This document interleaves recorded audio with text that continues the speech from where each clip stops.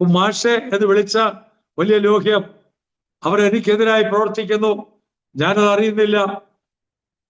ആ വീട്ടിലന്ന് ഞാനും എൻ്റെ ഭാര്യയും 3 കുഞ്ഞുങ്ങളും ഇവിടെ ഇറക്കി വെച്ച ലിറ്ററേച്ചർ മുഴുവൻ ഒരു രാത്രി ഞങ്ങളുടെ വീടിന് തീ വെച്ച ഇത് മുഴുവൻ കത്തിച്ചു.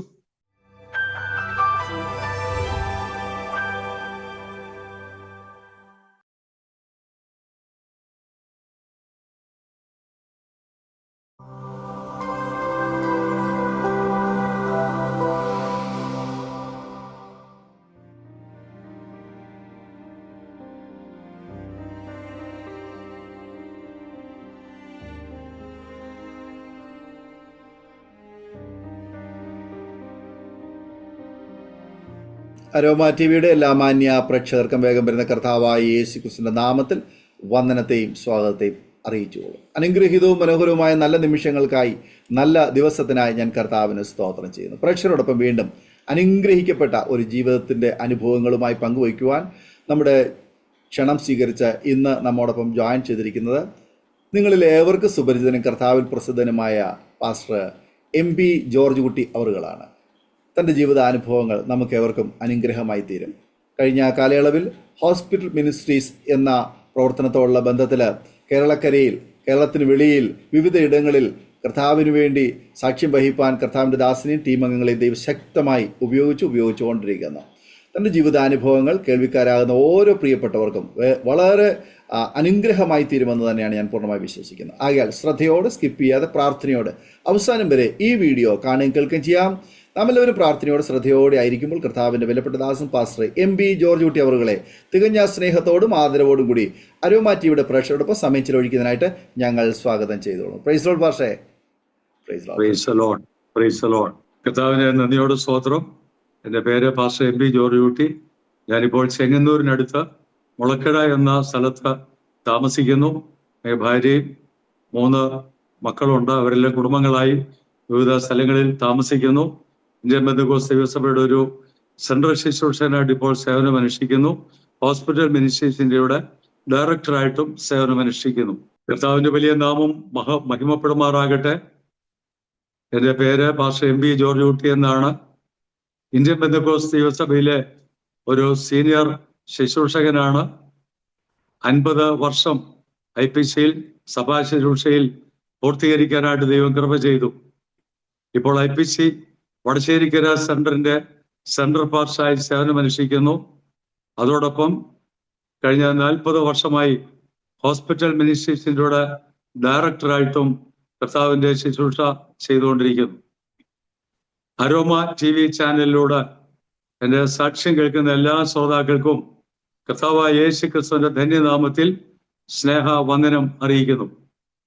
അരോമ TVയിലൂടെ ഈ സാക്ഷ്യം പ്രസ്താവിക്കുവാൻ എനിക്ക് അവസരം നൽകി തന്ന അരോമ മിനിസ്ട്രീസിന്റെ സ്ഥാപകൻ പാസ്റ്റർ ഡാനിയൽ ജോൺ ഗുജറാത്ത് എന്ന ദൈവദാസനോട് പ്രത്യേകം നന്ദി അറിയിക്കുന്നു. ഈ ഒരു അവസരം നൽകിയ സർവശക്തനായ ദൈവത്തിനും സകല മഹത്വവും അർപ്പിക്കുന്നു. അരോമ TV ലോകത്തിന്റെ വിവിധ ഭാഗങ്ങളിലുള്ള ആയിരക്കണക്കിന് ദൈവമക്കളെ ബന്ധിപ്പിച്ച് വിവിധ ഭാഷകളിൽ നടത്തി വരുന്ന അനുഗ്രഹീതമായ ശുശ്രൂഷകളെ ഓർത്ത ദൈവത്തെ സ്തുതിക്കുന്നു. എൻ്റെ ബാല്യകാലം ഞാൻ ഒരു മർത്തോമ കുടുംബത്തിൽ ജനിച്ചു വളർത്തപ്പെട്ടു. മാതാപിതാക്കൾ വളരെ ദൈവഭക്തിയിൽ ജീവിച്ചവരാകയാൽ ആ നിലയിൽ മക്കളെല്ലാവരെയും വളർന്നു വരുവാനിടയായി. മാവേലിക്കരയ്ക്ക് സമീപം ഓലകെട്ടിയമ്പലമാണ് എൻ്റെ സ്വദേശം. പിതാവ് KG ചാക്കോ, മാതാവ് കുഞ്ഞമ്മ ചാക്കോ, ഇരുവരും ഇപ്പോൾ കർത്തൃസേനയിൽ വിശ്രമിക്കുന്നു. മാതാപിതാക്കളുടെ 8 മക്കളിൽ 2ാമത്തെ മകനായിട്ടാണ് ഞാൻ ജനിച്ചത്. മാവേലിക്കര പള്ളിക്കൽ മാർത്തോമ പള്ളിയിലെ അംഗങ്ങളായിരുന്നു. സൺഡേ സ്കൂളിലും പള്ളി ആരാധനകളിലും കൃത്യമായി പോവുകയും ഭക്തിയോടെ ജീവിക്കുകയും ചെയ്യുവാൻ ദൈവം കൃപ ചെയ്തു. അങ്ങനെ ഇരിക്കെ കർത്താവായ യേശു ക്രിസ്തുവിനെ എൻ്റെ രക്ഷിതാവായിട്ട് സ്വീകരിപ്പാൻ ഉള്ള അവസരം ലഭിച്ചു. എൻ്റെ ജനനത്തിന് മുമ്പ് അമ്മയുടെ ഗർഭത്തിൽ 8 മാസം ആയിരുന്നപ്പോൾ എന്നെ ദൈവത്തിന് വേണ്ടി അവർ സമർപ്പിച്ചു. അതിന് കാരണമായത് അമ്മ 8 മാസം ഗർഭിണിയായിരിക്കുമ്പോൾ വീടിന്റെ മുറ്റത്ത് വള്ളിയിൽ തട്ടി അമ്മ കമിഴ്ന്ന് വീണു. കുഞ്ഞിന് അനക്കമില്ലാതെയായി. കുഞ്ഞു മരിച്ചുപോയി എന്ന് കരുതി. അങ്ങനെ ഒരു അവസ്ഥയിലാണ് കുഞ്ഞിനെ ജീവനോടെ തന്നാൽ ദൈവവേലയ്ക്ക് അയക്കാം എന്ന് തീരുമാനിച്ചത്. ആ അനുഭവം കുട്ടിക്കാലത്ത് അമ്മ എന്നോട് പറഞ്ഞു തന്നിരുന്നു. സാമ്പത്തിക ബുദ്ധിമുട്ടുള്ള ഒരു സാധാരണ കുടുംബമായിരുന്നു ഞങ്ങളുടേത്. മക്കളെ വളർത്തുവാൻ മാതാപിതാക്കൾ വളരെ കഷ്ടപ്പെട്ടിരുന്നു.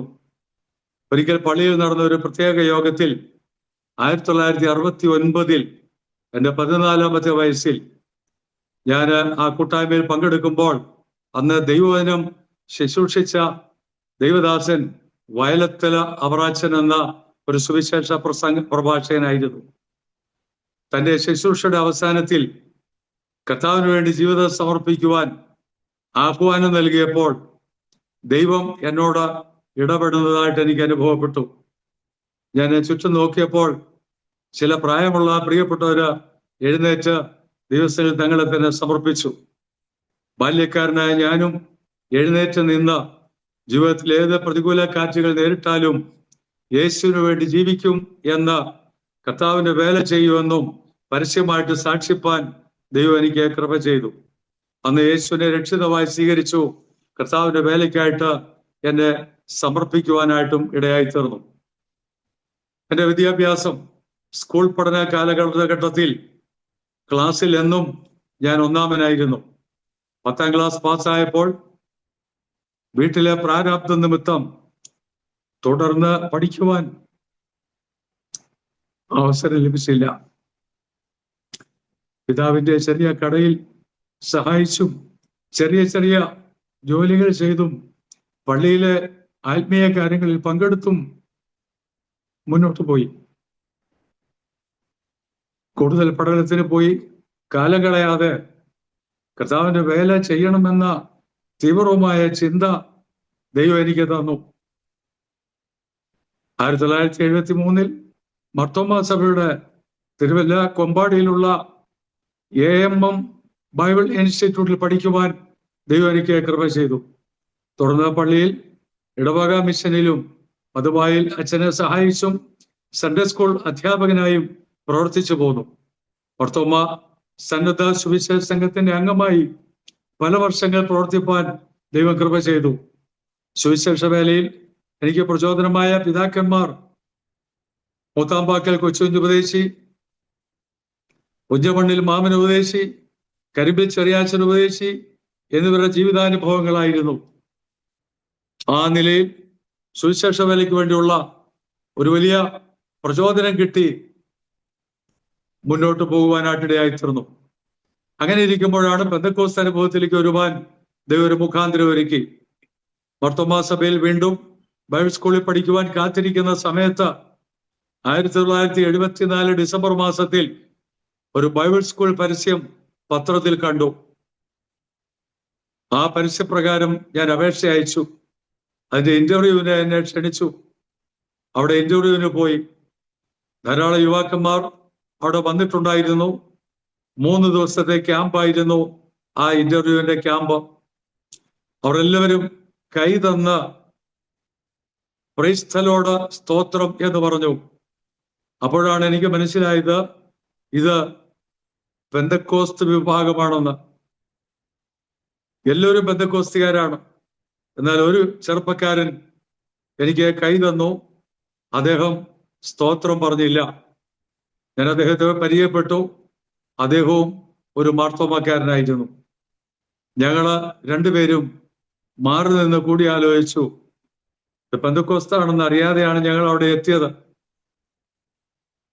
നേരം വൈകി. ഇന്നിവിടെ താമസിച്ച് നാളെ രാവിലെ മടങ്ങിപ്പോകാം എന്ന് തീരുമാനിച്ചു. Pastor KC John, pastor BA Thampi എന്നിവർ ചേർന്ന് നടത്തുന്ന ഒരു ബൈബിൾ സ്കൂളിന്റെ ഇന്റർവ്യൂവിനാണ് ഞങ്ങൾ എത്തിയത്. അവരവിടെ ഉണ്ടായിരുന്നു. ആ ആദ്യ രാത്രിയിൽ വലിയൊരു ആത്മാവ്യാപാരം ഉണ്ടായി. ദൈവാത്മാവ് ശക്തിയോടെ ഇടപെട്ടു. ശക്തമായ ആരാധന. പള്ളിയിൽ ഒരിക്കലും കണ്ടിട്ടില്ലാത്ത തരത്തിലുള്ള ആരാധനയും അനുഭവ സാക്ഷ്യങ്ങളും പാസ്റ്റർ BA തമ്പി അവരുടെ അനുഭവ സാക്ഷ്യവും ഒക്കെ കേൾക്കുവാൻ അവസരം ലഭിച്ചു. ആ രാത്രി യോഗം കഴിഞ്ഞപ്പോൾ ഞങ്ങൾ രണ്ടുപേരും ഒരു വലിയ ദൈവാത്മാ പ്രേരണയുള്ളവരായി മാറി. ഞങ്ങൾ തീരുമാനിച്ചു ഏതായാലും ഞങ്ങള് ഈ ക്യാമ്പ് കഴിഞ്ഞിട്ട് പോകാം എന്ന്. അങ്ങനെ ക്യാമ്പിൽ 3 ദിവസം താമസിച്ച അനുഭവം വ്യത്യസ്തമായ ഒരു ആത്മീയ അനുഭവമായിരുന്നു. ഞങ്ങളെ ബൈബിൾ സ്കൂളിൽ പഠിക്കാനായിട്ട് സെലക്ട് ചെയ്തു. അവിടെ പഠിക്കണമെന്ന് ആഗ്രഹിച്ചു വന്നതല്ല, പെന്തക്കോസ്താണെന്ന് അറിഞ്ഞു വന്നതുമല്ല. എന്നാൽ ഞങ്ങളെ സെലക്ട് ചെയ്തു. ഡിസൈപ്പിൾ സെന്റർ ബൈബിൾ ഇൻസ്റ്റിറ്റ്യൂട്ട് എന്നാണ് ആ സ്ഥാപനത്തിന്റെ പേര്. Pastor K C John, pastor V A Thampi എന്നിവർ ചേർന്ന് നടത്തുന്ന ക്ലാസ്സാണ്. നാഗർകോവിലുമാണ് ക്ലാസ് നടക്കുന്നത്. ഞങ്ങൾ ക്യാമ്പിൽ നിന്ന് മടങ്ങിപ്പോയി അച്ഛനോട് വിവരം പറഞ്ഞു. അച്ഛൻ പറഞ്ഞു, കേട്ടിട്ട് പെന്തക്കോസ്തിക്കാരോ മറ്റോ ആണെന്ന് തോന്നുന്നു എന്ന് പറഞ്ഞു. പെന്തക്കോസ്തിക്കാരാണെങ്കിൽ അവർ പിടിച്ച് മുക്കും, അതുകൊണ്ട് സൂക്ഷിക്കണം എന്ന് പറഞ്ഞ് എന്നെ അനുവദിച്ചു. ഞാൻ മുങ്ങാതെ നോക്കാം എന്ന് വാക്കുകൊടുത്ത് നാഗർകോവിലേക്ക് പഠിക്കാനായിട്ട് കടന്നുപോയി. അവിടെ ഞാൻ 75 ജനുവരി മാസത്തിൽ ക്ലാസ് ആരംഭിച്ചു. അവിടെ 3 മാസം അവിടെയും നെടുമ്പുറത്തുമായിട്ട് ആ ക്ലാസ് തുടർന്നു. ഇതിനിടയിൽ അവിടെ വെച്ച് ഒരു കനാലിൽ പാസ്റ്റർ വി എ തമ്പി അവറുകള് എന്നെ സ്നാനപ്പെടുത്തി. ആ വിവരം എന്റെ വീട്ടിൽ അറിയിച്ചില്ല. ഏകനായിട്ട് വിശ്വാസ മാർഗത്തിനു വേണ്ടി ഇറങ്ങി തിരിപ്പാനായിട്ട് ദൈവം കൃപ ചെയ്തു. ആ 3 മാസം കഴിഞ്ഞപ്പോൾ ക്ലാസ് അവസാനിച്ചു. അതിനെ തുടർന്ന് കോട്ടയം വടവാതൂർ ശാലോം ബൈബിൾ സ്കൂളിൽ ചേർന്ന് ദൈവത്തിനെ പഠിക്കുവാനായിട്ടുള്ള അവസരം ലഭിച്ചു. കർത്തൃദാസൻ, ബഹുമാന്യ കർത്തൃദാസൻ പാസ്റ്റർ പി എം ഫിലിപ്പ് സാറിന്റെ ശിക്ഷണത്തിൽ 2 വർഷം അവിടെ ദൈവത്തിനെ പഠിച്ചു. അതേ തുടർന്ന് ദൈവനിയോഗപ്രകാരം pastor P M Philip sir പ്രാർത്ഥിച്ച് മലബാറിൽ മലപ്പുറം ജില്ലയിലേക്ക്, മലപ്പുറം പട്ടണത്തിലേക്ക് കർത്താവിന്റെ വേലയ്ക്കായിട്ട് എന്നെ അയച്ചു. മലപ്പുറത്ത് സഭ ആരംഭിക്കുകയാണ്. മലപ്പുറം ജില്ലയിൽ കുടിയേറ്റ കേന്ദ്രമായ നിലമ്പൂർ ഭാഗങ്ങളിൽ കുടിയേറ്റ ക്രിസ്ത്യാനികളുണ്ട്, അവിടെയൊക്കെ സഭകളുണ്ട്. എന്നാൽ മുസ്ലിം ഭൂരിപക്ഷമായ അക്രൈസ്തവ കേന്ദ്രങ്ങളിൽ സഭകളില്ലായിരുന്നു. 8 വർഷം മലപ്പുറം പട്ടണത്തിൽ താമസിച്ച് വേല ചെയ്തു. 6 വർഷം വാടക വീടുകളിൽ താമസിച്ചു.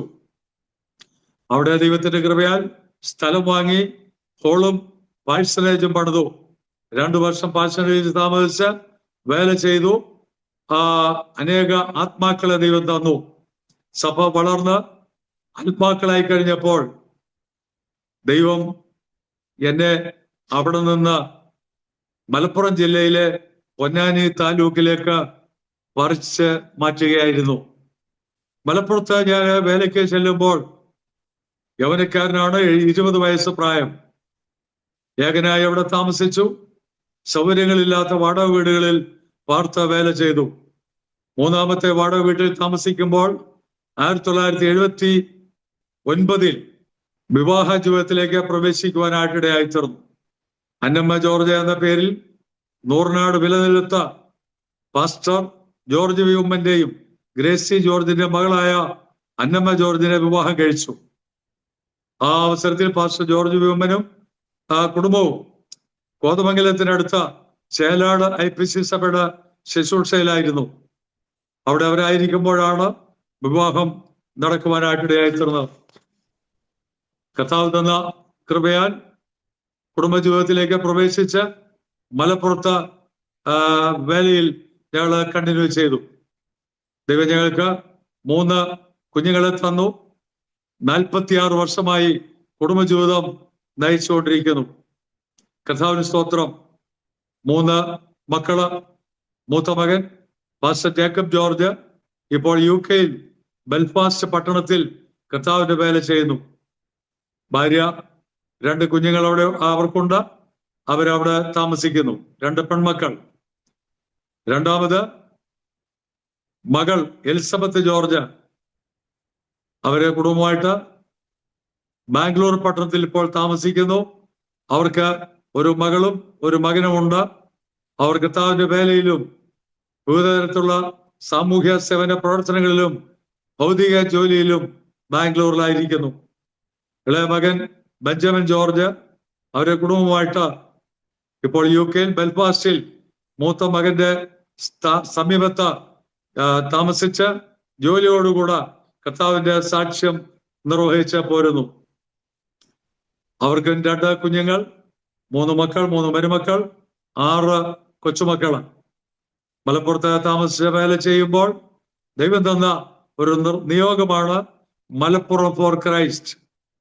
മലപ്പുറം ക്രിസ്തുവിന് വേണ്ടി ആ വലിയ ദർശനം മലപ്പുറത്തെ വാടക വീടിന്റെ ആരാധനാലയത്തിന് മുമ്പിൽ ഒരു ബോർഡായിട്ട് എഴുതി വെച്ചു.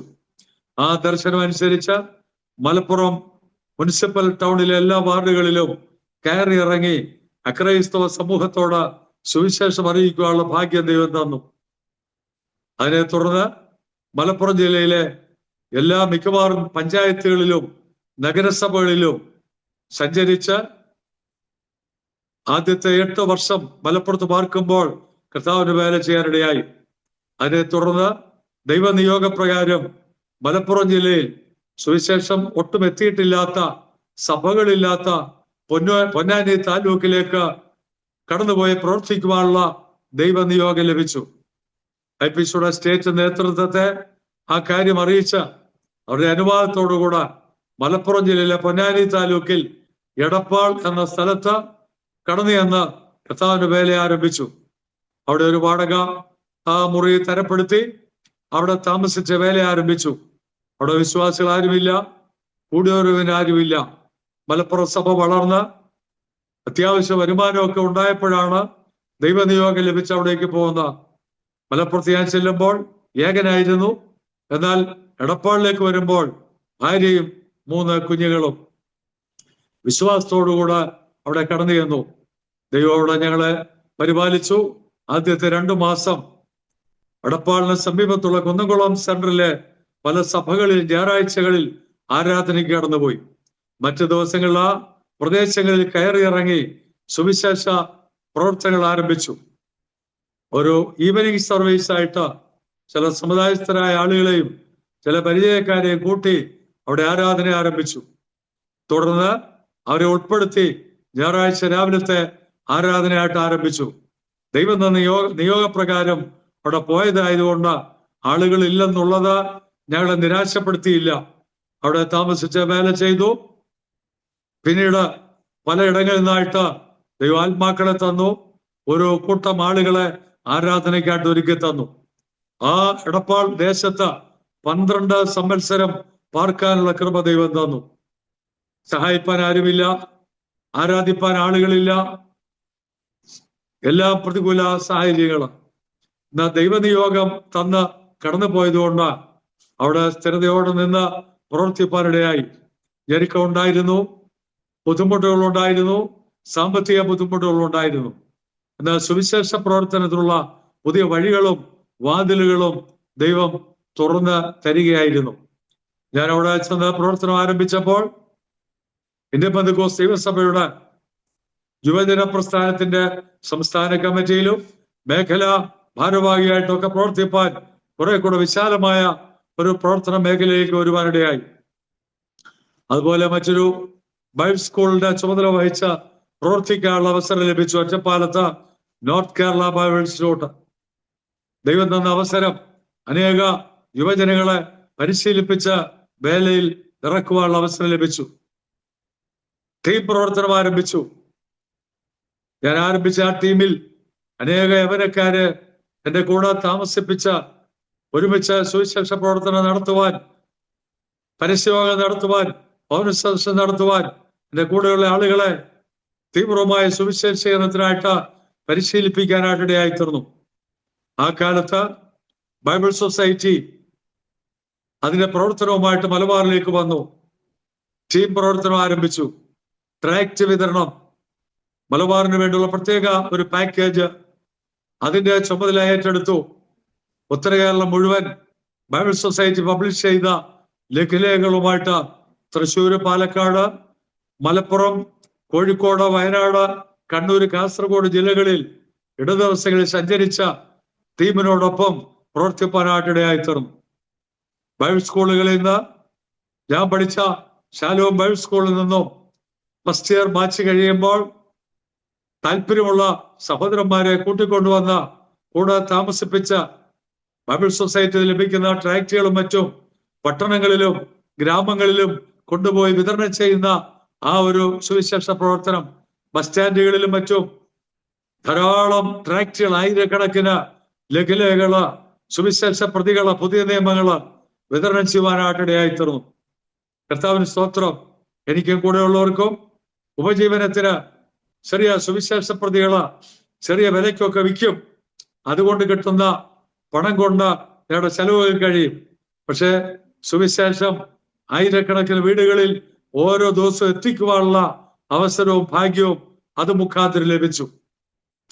ഞങ്ങളുടെ ടീം പ്രവർത്തനം മുഖാന്തരമായി മറ്റൊരു ടീമിന്റെയും ഭാഗമായി ഇന്ത്യ ഗോസ്പൽ ടീം, അതും മലബാർ മുഴുവൻ അതിന്റെ ചുമതല വഹിച്ച് പ്രവർത്തിച്ചപ്പോൾ പാലക്കാട് ജില്ലയിലും മലപ്പുറം, വയനാട്, കോഴിക്കോട് ജില്ലകളിലും കാസർഗോഡ്, കണ്ണൂർ ജില്ലകളിലും പുതിയ സഭകൾ ആരംഭിക്കാനിടയായി. ഞങ്ങൾ ക്യാമ്പ് നടത്തി സുവിശേഷ പ്രവർത്തനം നടത്തുന്ന സ്ഥലങ്ങളിലെല്ലാം സുവിശേഷകന്മാരെ ആക്കി സഭകൾ ആരംഭിക്കാൻ ദൈവം കൃപ ചെയ്തു. എടപ്പാൾ ചെന്ന പൊന്നാനി താലൂക്കിലും അനേക സ്ഥലങ്ങളിൽ സുവിശേഷ പ്രവർത്തനം ചെയ്തു. ഇന്ന് കൃപയാൽ കുടിയേറ്റ കേന്ദ്രങ്ങളിൽ മാത്രം ഒതുങ്ങി നിന്ന പെന്തക്കോസ്ത് സഭ ഈ കഴിഞ്ഞ 40 വർഷങ്ങൾക്കുള്ളിൽ പട്ടണ പ്രദേശങ്ങളിലും ഗ്രാമങ്ങളിലും പുതിയ സഭകൾ ആരംഭിക്കാനിടയായി. അനേക സുവിശേഷകന്മാർ അവിടെ ഒക്കെ വന്ന് താമസിച്ച് വേല ആരംഭിച്ച സഭകൾ ഉണ്ടാകാനിടയായി. ഞാൻ പ്രവർത്തിക്കുന്ന കാലത്ത് അക്രൈസ്തവ കേന്ദ്രങ്ങളിൽ സഭകളില്ല, പ്രവർത്തനങ്ങൾ ഒന്നുമില്ല. അന്ന് വിതച്ച വിത്ത് കൊയ്തെടുക്കുവാൻ ഇന്ന് ദൈവം കൃപ ചെയ്തു. മലപ്പുറം ജില്ലയിലെ എല്ലാ താലൂക്കിലും എല്ലാ പ്രധാനപ്പെട്ട പട്ടണങ്ങളിലും ഇന്ന് സഭകളുണ്ട്. അത് ഓർത്തും ഞാൻ ദൈവത്തെ സ്തുതിക്കുന്നു. ദൈവം വലിയ കൃപ തന്നു. 84 പൊന്നാനി താലൂക്കിൽ വന്നു. എന്തിനാണ് ഈ ഓഴ്സന ഭൂമിയിലേക്ക് അയച്ചതെന്ന് ഒരറിവും ഇല്ല. പക്ഷെ ദൈവം പറഞ്ഞു പോകാൻ. ഞാനൊരു സൈനികനാണെന്ന് എനിക്ക് തോന്നുകയാണ്. സുവിശേഷത്തിന് വേണ്ടി അവിടെ കർത്താവ് എന്നെ മലപ്പുറത്തേക്ക് അയച്ചു. 8 കൊല്ലം പ്രവർത്തിച്ചു. ഹോളും പാഴ്സനേജുമായി സഭയായി മറ്റൊരു ദൈവദാസൻ അവിടെ പ്രവർത്തിക്കാം. എന്റെ സേവനം വീണ്ടും കാടുവെട്ടി തെളിക്കുന്ന ഒരു പ്രവർത്തനം. ആ നിയോഗം ദൈവം തന്നപ്പോൾ കുഞ്ഞുങ്ങളുമായിട്ട് കടന്നുപോയി. പ്രശ്നങ്ങൾ ഉണ്ടായിരുന്നു, ബുദ്ധിമുട്ടുകൾ ഉണ്ടായിരുന്നു. പക്ഷെ ദൈവത്തിന്റെ കൃപയ്ക്ക് വേണ്ടി, ദൈവത്തിന്റെ നടത്തിപ്പിന് വേണ്ടി കാത്തിരുന്നു. ദൈവം അത്ഭുതമായ വഴികൾ തുറന്നു. 84 അവിടെ എത്തി, സഭ ആരംഭിച്ചു, കൂടുവരെ ആരംഭിച്ചു. 85 ഞാൻ എൻ്റെ വ്യക്തിപരമായ ചില ആവശ്യങ്ങൾക്ക് വേണ്ടി ദൈവസ്ഥലിൽ പ്രാർത്ഥിച്ചു. വീട്ടിൽ മൂത്ത മകനാണ്. ആ നിലയിൽ കുടുംബത്തിൽ ഉത്തരവാദിത്വമുണ്ട്. മാതാപിതാക്കൾ ബുദ്ധിമുട്ട് അനുഭവിക്കുന്നവരാണ്. ഞങ്ങൾ മൂത്ത 3 സഹോദരന്മാര്, അതിനുശേഷം 3 സഹോദരിമാര്. അവര് പ്രായമാകുന്നു, വിവാഹിതരാകണം. വീട്ടിൽ അതിനുള്ള സാമ്പത്തിക ശേഷിയില്ല. ദൈവം ചില വഴികൾ തുറക്കാൻ വേണ്ടി ഞാൻ പ്രാർത്ഥനയിൽ മുറിയിലിരിക്കുമ്പോൾ അതിനുവേണ്ടി കരഞ്ഞ് പ്രാർത്ഥിച്ചു. ആ പ്രാർത്ഥന തുടരുമ്പോൾ പിന്നീട് പ്രാർത്ഥിക്കാൻ കഴിയാതെയായി. പ്രാർത്ഥന നിന്നുപോയി. പകരം ഞാൻ ആത്മാവിൽ, അബോധ മനസ്സിൽ ഒരു ദർശനം കാണുകയാണ്. അത് എത്ര സമയം ഉണ്ടായിരുന്നു എന്ന് എനിക്ക് പറയാൻ കഴിയത്തില്ല. ഒരു വലിയ ദർശനം അടുക്കോടെ ചിട്ടയോടെ ദൈവം കാണിക്കുന്നു. ആ ദർശനം കണ്ടു കഴിഞ്ഞപ്പോൾ ഞാൻ സാധാരണ ഒരു മാനസികാവസ്ഥയിലേക്ക് വന്നു, നോർമൽ സെൻസിലേക്ക് വന്നു. ഞാൻ ആ കണ്ട കാഴ്ച റിമൈൻഡ് ചെയ്ത ഒരു കടലാസിൽ നോട്ട് ചെയ്തു. അതൊരു വലിയ ദർശനമായിരുന്നു. ഇന്ന് ഞങ്ങൾ നടത്തി വരുന്ന ഹോസ്പിറ്റൽ മിനിസ്ട്രീസ് ഇന്ത്യയുടെ ദൈവിക ദർശനമാണ് ദൈവം എനിക്ക് തന്നത്. എന്റെ പ്രത്യേകമായ ബുദ്ധിമുട്ടുകളുടെ വിഷയത്തിലൂടെ പ്രാർത്ഥിച്ചെങ്കിൽ ആ വിഷയം എൻ്റെ ഉള്ളിൽ നിന്ന് മാറി. ആ ഭാരം ദൈവം ഏറ്റെടുത്തിട്ട് ആ ഭാരവുമായിട്ട് ഞാൻ ഇരിക്കേണ്ട പുതിയ നിയോഗം ഏറ്റെടുത്ത് പ്രവർത്തിക്കാൻ ദൈവം എനിക്കൊരു വഴി തുറന്നു തന്നിട്ട് ആ ഏതൊരു വിഷയത്തിനു വേണ്ടി പ്രാർത്ഥിച്ചോ ആ വിഷയങ്ങളെല്ലാം അടുത്ത ദിവസങ്ങളിൽ നിറവേറ്റപ്പെടുകയാണ്. മാതാപിതാക്കൾക്ക് ബുദ്ധിമുട്ടില്ലാതെ, ഞങ്ങൾക്ക് ആർക്കും വലിയ ബുദ്ധിമുട്ട് ഇല്ലാതെ ആ വിഷയങ്ങൾക്കെല്ലാം ദൈവം മറുപടി തന്നു. അങ്ങനെ ആരംഭിച്ച ദൈവിക ദർശനപ്രകാരം രൂപം കൊടുത്ത ഒരു പ്രസ്ഥാനമാണ് ഹോസ്പിറ്റൽ മിനിസ്ട്രീസ് ഇന്ത്യ. അതേക്കുറിച്ച് ഞാൻ പുറകെ പറയാം. എൻ്റെ സഹോദരന്മാർ, എൻ്റെ സഹോദരങ്ങള്, എൻ്റെ മൂത്ത സഹോദരി അവിവാഹിതയായിരുന്നു. ആ സഹോദരി 55-ാം വയസ്സിൽ കർത്തൃസഭയിലേക്ക് ചേർക്കപ്പെട്ടു. എൻ്റെ ഇളയ ഒരു സഹോദരൻ 2 വയസ്സ് പ്രായമുള്ളപ്പോൾ മരിച്ചുപോയി. മറ്റ് ഇളയ 2 സഹോദരന്മാർ, അതിൽ മൂത്തയാള് ഇവാഞ്ചലിസ്റ്റ് KC ജോൺ, അദ്ദേഹം 40-ൽ പരം വർഷങ്ങളായി ഓപ്പറേഷൻ മൊബിലൈസേഷന്റെ ലീഡർഷിപ്പിൽ പ്രവർത്തിച്ച അതിന്റെ ചർച്ച് പ്ലാന്റിംഗ് മിഷനിൽ പ്രവർത്തിച്ചുകൊണ്ടിരിക്കുന്നു. കോട്ടയത്തെ താമസിക്കുന്നു കുടുംബമായി. അതിനിളയ സഹോദരൻ ബ്രദർ KC ജോസഫ് OM-ൽ 40-ൽ പരം വർഷങ്ങളായിട്ട് പ്രവർത്തിക്കുന്നു. ടീമിലും ലീഡർഷിപ്പിലും സ്റ്റേറ്റ് ലീഡർഷിപ്പിലും ട്രെയിനിങ്ങിന്റെ ചുമതലയിലും ഒക്കെ പ്രവർത്തിച്ചു. ഇപ്പോൾ OM ബുക്സിന്റെ ജനറൽ മാനേജറായി ഹൈദരാബാദിൽ താമസിച്ച കർത്താവിന്റെ വേല ചെയ്യുന്നു. അതിനിളയ സഹോദരിമാർ 2 പേര് കർത്താവിന്റെ വേലക്കാരാണ്. ഏലിയാമ്മ ജോൺസൺ ഒരു കുടുംബമായി IPC സഭയുടെ ശുശ്രൂഷകനായി കൊട്ടാരക്കര വാളകത്ത് താമസിച്ച് പ്രവർത്തിക്കുന്നു. അതിനിളയ സഹോദരി രൂത്ത് സാം IPC ശുശ്രൂഷകനായി പാസ്റ്റർ സാൻകുട്ടി D സാൻകുട്ടിയോട് ചേർന്ന് ഇപ്പോൾ കുമ്മനാട് ഹബ്രോൻ സഭയുടെ ശുശ്രൂഷയിൽ അവരെ കഴിയുന്നു. ഞങ്ങൾ 5 മക്കളും കർത്താവിന്റെ വേലക്കാരാണ്. ഇനി ഇളയ സഹോദരി മറിയാമ്മ ചാക്കോ, അവര് UK-യിൽ വെയിൽസിൽ താമസിച്ച ജോലിയോടുകൂടെ അവിടെയുള്ള സഭയിൽ കർത്താവിനെ സാക്ഷിക്കുകയും ദൈവവേലയില് ഉത്സുകയായി നിലകൊള്ളുകയും ചെയ്യുന്നു. കർത്താവ് ഞങ്ങളെ കുടുംബമായിട്ട് വേലക്കാട്ട് വിളിച്ചു. ബുദ്ധിമുട്ട് അനുഭവിക്കുന്ന ഒരു കുടുംബത്തിൽ പ്രാർത്ഥിക്കുന്ന മാതാപിതാക്കൾ, മാതൃകയുള്ള മാതാപിതാക്കൾ. ഞാൻ വിശ്വാസത്തിലേക്ക് വന്ന 1 വർഷം കഴിഞ്ഞപ്പോൾ എൻ്റെ മാതാപിതാക്കളും സഹോദരങ്ങൾ ഓരോരുത്തരായി കർത്താവിന്റെ കൽപ്പന അനുസരിച്ച് ദൈവവേലയിലേക്ക് വരുവാനായിട്ട് ഇടയായി തീർന്നു. ദൈവത്തിന് സ്തോത്രം. ആ നിലയിൽ അവരെല്ലാം ഇന്ന് കർത്താവിന്റെ സാക്ഷ്യം നിർവഹിക്കുന്നു. മാതാപിതാക്കള് ചില വർഷങ്ങൾക്ക് മുമ്പ് മാവേലിക്കര വാലയട്ടമ്പലത്തിൽ നിന്ന് ഞങ്ങളോടൊപ്പം മുളക്കഴയിൽ വന്ന് താമസിച്ച് വളരെ സമാധാനത്തോടെ പ്രത്യാശയോടെ ദൈവകൃപയോടുകൂടെ കർത്താവിന്റെ സന്നിധിയിലേക്ക് ചേർക്കപ്പെടുവാനായിട്ട് ഇടയായി തീർന്നു. സഹോദരങ്ങളെല്ലാം ഞങ്ങള് വളരെ ഐക്യതയോടെ സ്നേഹത്തോടെ കർത്താവിന്റെ വേലയിൽ ദൈവം ആക്കിയ സ്ഥാനത്ത് വിശ്വസ്തയോടെ ദൈവവേല ചെയ്യുന്നു. വിശാലമായ നിലയിൽ സഭാ ശുശ്രൂഷയിലുള്ളവരുണ്ട്, മിഷൻ പ്രവർത്തനങ്ങളിൽ പ്രവർത്തിക്കുന്നവരുണ്ട്. ആ ദൈവം തന്ന വലിയ ഭാഗ്യമാണ്. കർത്താവിന് സ്തോത്രം.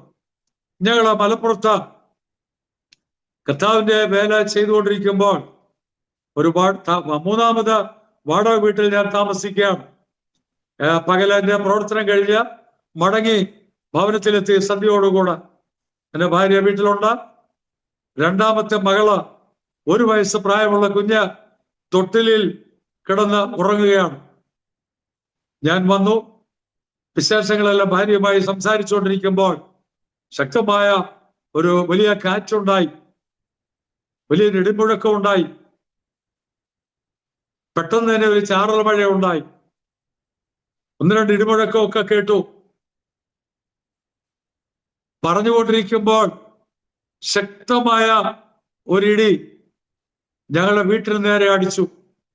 പിന്നെ ഞങ്ങൾക്ക് ബോധമില്ല. ഞാൻ വന്ന് തളർന്നു. റോഡ് സൈഡിൽ 87 സ്റ്റെപ്പ് കയറി ഒരു കുന്നിൻ മുകളിലാണ് എൻ്റെ വീട്, വാടക വീട്. ആ വീട്ടിൽ താമസിക്കുമ്പോൾ ഞാൻ സ്റ്റെപ്പ് കയറി വീട്ടിൽ വന്നപ്പോഴേക്കും ശാരീരികമായി തളർച്ച ഉണ്ടായി. കയറി നടുക്കുള്ള മുറിയിൽ കട്ടിലിൽ കിടക്കുക.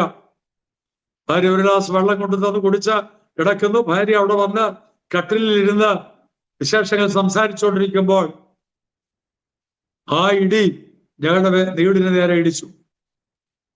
ഞാൻ അബോധാവസ്ഥയിലായി. എനിക്ക് അല്പം ബോധം വന്നപ്പോൾ എൻ്റെ ഭാര്യ കട്ടിലിൽ കൈ തലയ്ക്ക് നേരെ ഉയർത്തിപ്പിടിച്ച സ്തോത്രം സ്തോത്രം സ്തോത്രം പറഞ്ഞുകൊണ്ട് ഇരിക്കുകയാണ്. ഞാൻ ചാടി എഴുന്നേറ്റു, ഭാര്യയെ കൈക്കേറി പിടിച്ചു. അത് ബലമായിട്ട് മരവിച്ചിരിക്കുക. ഞാൻ സ്തോത്രം പറഞ്ഞ് 2 കൈയും താഴേക്ക് വലിച്ചിട്ടു. അപ്പോഴേക്ക് അവളും നോർമൽ കണ്ടീഷനിലേക്ക് വന്നു. അപ്പോൾ സംഭവിച്ച കാര്യങ്ങൾ ഓർക്കുന്നു. വീട് മുഴുവൻ പൊടിപടലം, വയറുകൾ കത്തിക്കരിഞ്ഞ്, വീടിന്റെ switch board, main switch, meter ഇതെല്ലാം കത്തിക്കരിഞ്ഞ് ഷോർട്ട് സർക്യൂട്ട് ഉണ്ടായി. വീടിലെ എല്ലാ വയറിംഗ് സിസ്റ്റവും കത്തിക്കരിഞ്ഞു. പുകപടലം, പൊടിപടലം, ശ്വാസം മുട്ടുന്നു. അകത്തിരിക്കാൻ കഴിയാത്ത അന്തരീക്ഷത്തിൽ കുഞ്ഞെവിടാ നോക്കി ഒരു ഞരക്കം കേട്ടു. അപ്പൊ കുഞ്ഞെ കിടന്ന സ്ഥലം കണ്ടുപിടിച്ചു. തൊട്ടിലിൽ കുഞ്ഞിനെ എടുത്ത ഞാൻ ഭാര്യയുടെ കൈക്ക് പിടിച്ച വീടിന്റെ വരാന്ത കഴിഞ്ഞ് വെളിയിലേക്ക് വന്നു. നേരെ ഇരുട്ടി, എങ്ങും വെളിച്ചമില്ല, കറണ്ടില്ല, നല്ല ഇരുട്ട, ചെറിയ ചാറ്റൽ മഴ. വീട് മുഴുവൻ ഷോർട്ട് സർക്യൂട്ടിൽ വയറിംഗ് എല്ലാം കത്തി, പ്ലാസ്റ്ററിങ് ഇളകി. പിന്നീട് ശാന്തമായി കഴിഞ്ഞപ്പോൾ അകത്ത് കയറി നോക്കിയപ്പോൾ ഞങ്ങൾ ഇരുന്ന മുറിയുടെ തറ ഇടിയേറ്റ് പൊളിഞ്ഞിട്ടുണ്ട്. ബെഡ്റൂമിൽ ഒരു വലിയ വൃത്തത്തിൽ ഒരു വലിയ ഹോൾ ഉണ്ടായി. വെട്ടുകല്ല് കൊണ്ട് പണിത പഴയ കെട്ടിടം. ആ തുളയിലൂടെ ഇടി ശക്തി ബെഡ്റൂമിന്റെ മറ്റേ ഭിത്തിയിൽ തുളച്ച് പുറത്തേക്ക് പോകുന്നു. ബെഡ്റൂമിലെ തറ പൊളിഞ്ഞ് ഒരു വലിയ ഗർത്തമുണ്ടായി. അവിടുന്ന് അടുക്കളയിൽ ചെന്ന് നോക്കിയപ്പോൾ പാത്രങ്ങൾ വെച്ചിരിക്കുന്ന തട്ടും സ്റ്റാൻഡും, പാത്രങ്ങൾ, സ്റ്റീൽ പാത്രങ്ങൾ കഴിഞ്ഞ് അതിന്റെ അവിടെയുള്ള ഉത്തരം പൊട്ടിപ്പൊളിഞ്ഞ് ആ ഭാഗമെല്ലാം കേടായി. ശാന്തമായി പൊടിപടലങ്ങളെല്ലാം കഴിഞ്ഞു. എനിക്ക് അകത്ത് കിടക്കാൻ ബുദ്ധിമുട്ട് തോന്നി. എങ്കിലും എല്ലാം ഒതുങ്ങിക്കഴിഞ്ഞപ്പോൾ ആ വീട്ടിൽ തന്നെ ഞങ്ങള് കിടന്നുറങ്ങി. അന്ന് രാത്രി അയൽവാസികൾ അറിഞ്ഞു. ഇവിടെയാണ് ഇടിപെട്ടിയെന്ന് അറിഞ്ഞ് അവരിൽ ചിലർ മഴ കഴിഞ്ഞപ്പോൾ വന്നു നോക്കി. വീടും പരിസരവും കണ്ട് അവരന്തം വിട്ടു. മുസ്ലിങ്ങളാണ് അയൽക്കാര്. 200 മീറ്റർ അകലെയുള്ള വീടുകളിൽ ഇടിയുടെ പ്രകമ്പനം ഉണ്ടായിട്ട് കസേരയിൽ ഇരുന്നവര് തെറിച്ച് താഴെ വീണു. പാകം ചെയ്ത ഭക്ഷണം ചിതറിത്തെറിച്ചു. ആളുകൾ ഭയന്ന് പല വീടുകളിൽ ഒന്നിച്ച് കെട്ടിപ്പിടിച്ചിരുന്ന് കരഞ്ഞ അനുഭവം ഉണ്ടായെന്ന് പറയുവാനിടയായി. ഇവിടെ വന്ന് കണ്ട ആളുകൾ മറ്റുള്ളവരോട് പറഞ്ഞ് പത്രക്കാരറിഞ്ഞ് പിറ്റേ ദിവസം പത്രങ്ങളിൽ വാർത്ത വന്നു. ഈ വന്ന ആളുകൾ ഞങ്ങളെ കണ്ടു, പരിക്കേൽക്കാതെ ദൈവം ഞങ്ങളെ രക്ഷിച്ചത് കണ്ടപ്പോൾ മുസ്ലിങ്ങൾ പറഞ്ഞത് പടച്ചോൻ ഓലെ തുണച്ചു, പടച്ചോൻ ഓലെ കാത്തു. അവരുടെ ഭാഷയിൽ അവർ പറഞ്ഞ ദൈവത്തിന് മഹത്വം കരേറ്റി. ദൈവം ഞങ്ങളെ മലപ്പുറത്തേക്ക് അയച്ചു. അവിടെ വേല ശക്തിപ്പെട്ടു. ഞങ്ങളത് ഉപയോഗിച്ചു. എന്നാൽ ശത്രു ഞങ്ങളെ തകർക്കാൻ ശ്രമിച്ചെങ്കിലും, പ്രകൃതിയിലൂടെ ഇടപെട്ടെങ്കിലും സ്വർഗത്തിലെ ദൈവത്തിന്റെ താങ്ങുന്ന കരം ഞങ്ങളോടുകൂടെ ഉണ്ടായിരുന്നു. അത് അനുഭവിച്ചറിയാൻ ദൈവം ഞങ്ങൾക്ക് കൃപ തന്നു. കർത്താവിന് സ്തോത്രം. ആ അനുഭവത്തിൽ നിന്നും ദൈവം ഞങ്ങളെ വിടുവിച്ചു. ഒരുപാട് അനുഭവങ്ങൾ ആ നിലയിൽ പറയാനായിട്ടുണ്ട്. ഞങ്ങള് എടപ്പാളിലേക്ക് അവിടുന്ന് സ്ഥലം മാറിപ്പോയി. എടപ്പാൾ ചെന്നപ്പോഴും അവിടെ ആളുകളില്ല. എൻ്റെ 2ാമത്തെ വേലസ്ഥലം. അവിടെ വേല ആരംഭിച്ചു. അവിടെ വെച്ചാണ് 1985 ഹോസ്പിറ്റൽ മിനിസ്ട്രീസിന്റെ പ്രവർത്തനം ആരംഭിക്കാനിടയായത്. എന്തിനാണ് അവിടേക്ക് അയച്ചത്? ആ ശൂന്യതയിൽ നിന്ന്, അക്രൈസ്തവ കേന്ദ്രത്തിൽ നിന്ന് ദൈവരാജ്യത്തിലൂടെ പ്രയോജനപ്പെടേണ്ട ഒരു മിഷന്റെ ആരംഭം കുറിക്കാനാണ് ദൈവോട് അയച്ചതെന്ന് പിന്നീട് മനസ്സിലായത്. ഒരു ചെറിയ തുടക്കം ഒരു ദർശനത്തിൽ ആരംഭിച്ചു. ശ്രേഷ്ഠന്മാരായ ഉന്നതന്മാരായ ആളുകളെ ആ മിനിസ്ട്രിയുടെ ഭാഗമായി ഉൾപ്പെടുത്തി. സഭാവിഭാഗ വ്യത്യാസമെന്നെ church of God, assemblies of God, Sharon fellowship, IPC തുടങ്ങിയ പ്രധാനപ്പെട്ട പ്രസ്ഥാനങ്ങളിൽ നിന്നുള്ള ഉന്നതന്മാരായ ആളുകൾ ഇതിന്റെ ഭാഗമായി ഞങ്ങളൊരു ഡയറക്ടർ ബോർഡ് ആരംഭിച്ചു. ആ ബോർഡിന്റെ ചുമതലയിൽ ഈ 40 വർഷവും ആ പ്രവർത്തനം നടത്തപ്പെടാൻ ദൈവകൃപ ചെയ്തു. കർത്താവിന് സ്തോത്രം.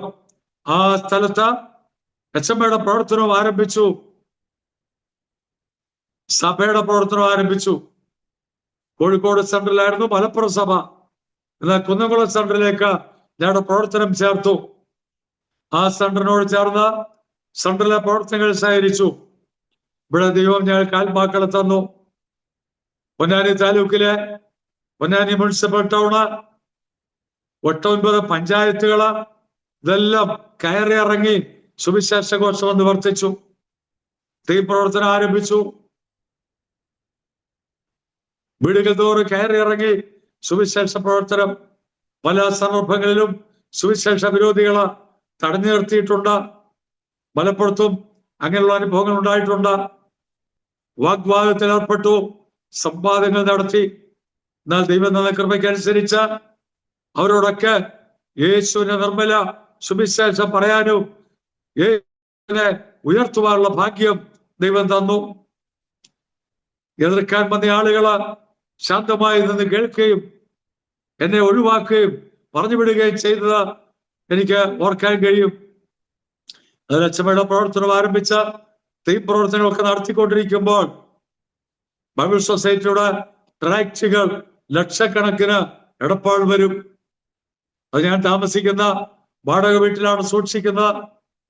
അവിടെ നിന്ന് പ്രവർത്തകർ വന്ന് ഇത് കൊണ്ടുപോകും. കേരളത്തിന്റെ എല്ലാ മുക്കിലും മൂലയിലേക്കും ഇത് അയച്ചു കൊടുക്കും. അങ്ങനെ ട്രാക്റ്റുകളെല്ലാം ഇതിന് വരാന്തയിൽ അടുക്കി വെച്ചിരിക്കുന്ന ഒരു ഘട്ടം. മറ്റൊരു ലിറ്ററേച്ചർ റൂമുണ്ട്, ഒരു സ്റ്റാഫ് താമസിക്കുന്ന വീട്. എന്നാൽ ഒടുവിൽ വന്ന ഒരു ലോഡ് ബുക്കുകൾ വെക്കാൻ സ്ഥലമില്ലാതെ ഞാൻ താമസിക്കുന്ന വീടിന്റെ വരാന്തയിൽ ഇറക്കി വെച്ചു. നാട്ടുകാരിത് കണ്ടു. ഞാൻ അപ്പോഴേക്ക് സഭയ്ക്ക് വേണ്ടി സ്ഥലം വാങ്ങിച്ച ഒരു ഹോള് പണിയാൻ, ആരാധനാലയം പണിയാൻ തറ പണിഞ്ഞിട്ടു. അതിനടുത്ത വീട്ടിലാണ് താമസിക്കുന്നത്. അപ്പോ ആളുകള് മുൻബുദ്ധിയോടെ വീക്ഷിക്കുകയും അവര് തമ്മിൽ കൂടി ആലോചിച്ച എനിക്കെതിരായി ചിന്തിക്കുന്നുണ്ട് കാണുമ്പോൾ അവർ വളരെ ജെന്റിലാണ്. മാഷെ എന്ന് വിളിച്ച പാസ്റ്റർ എന്നല്ല, മലബാറിൽ വരുന്ന ജോലിക്കാരെല്ലാം മാഷന്മാരാ. മാഷെ എന്ന് വിളിച്ച വലിയ ലോഹ്യം. അടിക്കൂടെ അവർ എനിക്കെതിരായി പ്രവർത്തിക്കുന്നു, ഞാനത് അറിയുന്നില്ല. അവിടെ ആരാധനാലയത്തിന് തുടക്കം കുറിച്ച തറപണിഞ്ഞു കഴിഞ്ഞു. തുറന്നുള്ള പണി നടത്താൻ പണമില്ലാതെ ഭാരപ്പെടുമ്പോഴാണ് ഇവിടെ ഇറക്കി വെച്ച ലിറ്ററേച്ചർ മുഴുവൻ ഒരു രാത്രി ഞങ്ങളുടെ വീടിന് തീ വെച്ച ഇത് മുഴുവൻ കത്തിച്ചു. ആ വീട്ടിലന്ന് ഞാനും എന്റെ ഭാര്യയും 3 കുഞ്ഞുങ്ങളും. മക്കളപ്പോഴേക്കും 8ാം ക്ലാസ്സിലും 6ാം ക്ലാസ്സിലും 4ാം ക്ലാസ്സിലും ഒക്കെ പഠിക്കുന്ന ഘട്ടം. കർത്താവിന് സ്തോത്രം. ചെറിയ കുട്ടികളാണ്. അവർക്കെതിരെ പലവട്ടം ഭീഷണികൾ ഉയർന്നിട്ടുണ്ട്. ഈ ട്രാക്റ്റുകൾ നശിപ്പിക്കണം, എന്നെ ഇവിടെ നിന്ന് ഓടിക്കണം എന്നുള്ള ലക്ഷ്യത്തോടു കൂടെ ഇവിടെ പള്ളി പണിതാൽ ശവക്കോട്ട ഉണ്ടാകും, ദേശത്തിന് ബുദ്ധിമുട്ടാകുമെന്ന് കരുതി ഇല്ലായ്മ ചെയ്യാനുള്ള ശ്രമം. എന്നാൽ അവിടെ ആ തീപിടുത്തം ഉണ്ടായപ്പോൾ എന്റെ വീട്ടിൽ എന്റെ അമ്മായിപ്പൻ അന്ന് ഉത്തരേന്ത്യയിൽ കർത്താവിന്റെ വേലയിലാണ്. നാട്ടിൽ നിന്നോ ആവശ്യത്തിന് വന്നിട്ട് രാത്രിയിൽ വീട്ടിൽ വന്നു. ഞങ്ങൾ സംസാരിച്ച രാത്രി വൈകിയാണ് കിടന്നത്. എന്റെ അമ്മായിപ്പൻ മുറിയിൽ വിശ്രമിക്കുന്നു. എന്റെ ഒരു പ്രവർത്തകൻ, ഒരു അസിസ്റ്റന്റ് പ്രവർത്തകൻ വീട്ടിലുണ്ട്. അവർ രണ്ടുപേരും ഒരു മുറിയിൽ. ഞങ്ങള് കുഞ്ഞുങ്ങളുമായിട്ട് ഹോളിൽ നിരന്ന് കിടക്കുകയാണ്. തീവിളിയിൽ അകത്തേക്ക് ഡോറ് കത്തി ചൂട് വന്നപ്പോൾ അമ്മായിപ്പൻ ശ്വാസം മുട്ടൽ അനുഭവപ്പെട്ട് എഴുന്നേറ്റു. ഗത തുറന്ന് വെളിയിൽ വന്നപ്പോൾ ഫ്രണ്ട് ഡോറ് തീ പിടിച്ചിട്ടുണ്ട്. ജ്വാല അകത്തേക്ക് വരാൻ തുടങ്ങുന്നു. പെട്ടെന്ന് എന്നെ വിളിച്ചുണർത്തി. ഞങ്ങൾ അപ്പോഴാണ് അറിയുന്നത്. മുൻപിലേക്ക് ഇറങ്ങാൻ കഴിയില്ല. ബാക്ക് ഡോർ തുറന്ന് വെളിയിൽ വന്ന് ഫ്രണ്ടിൽ നോക്കിയപ്പോൾ വീട് മുൻവശം മുഴുവൻ കത്തി. ഇലക്ട്രിസിറ്റി കണക്ഷനും മീറ്ററും സ്വിച്ച് ബോർഡ് എല്ലാം കത്തിയിരിക്കുന്നു.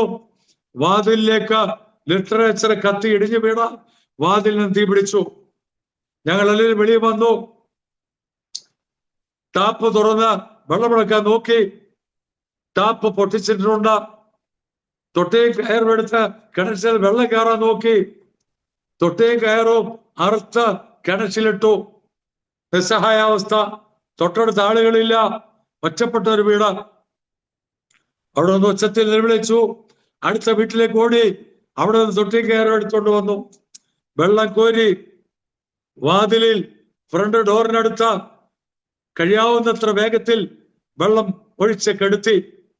വലിയ കമ്പും വടി ഉപയോഗിച്ച ആ തീക്കട്ടകൾ, ലിറ്ററേച്ചർ കത്തിയ തീക്കട്ടകൾ ഒഴിവാക്കി.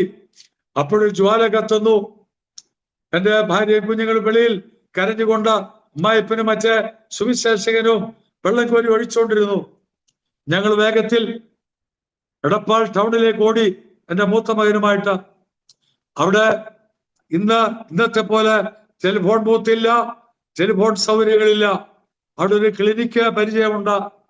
രാത്രി അവിടെ ഡ്യൂട്ടിയിൽ ഒരു നഴ്സ് മാത്രം.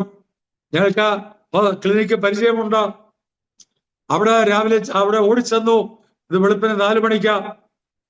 അവിടേക്ക് ഓടി 1 കിലോമീറ്റർ ഓടിച്ചെന്ന് ക്ലിനിക്കിൽ ചെന്ന് മുട്ടി. നേഴ്സ് ഉറങ്ങുന്നു.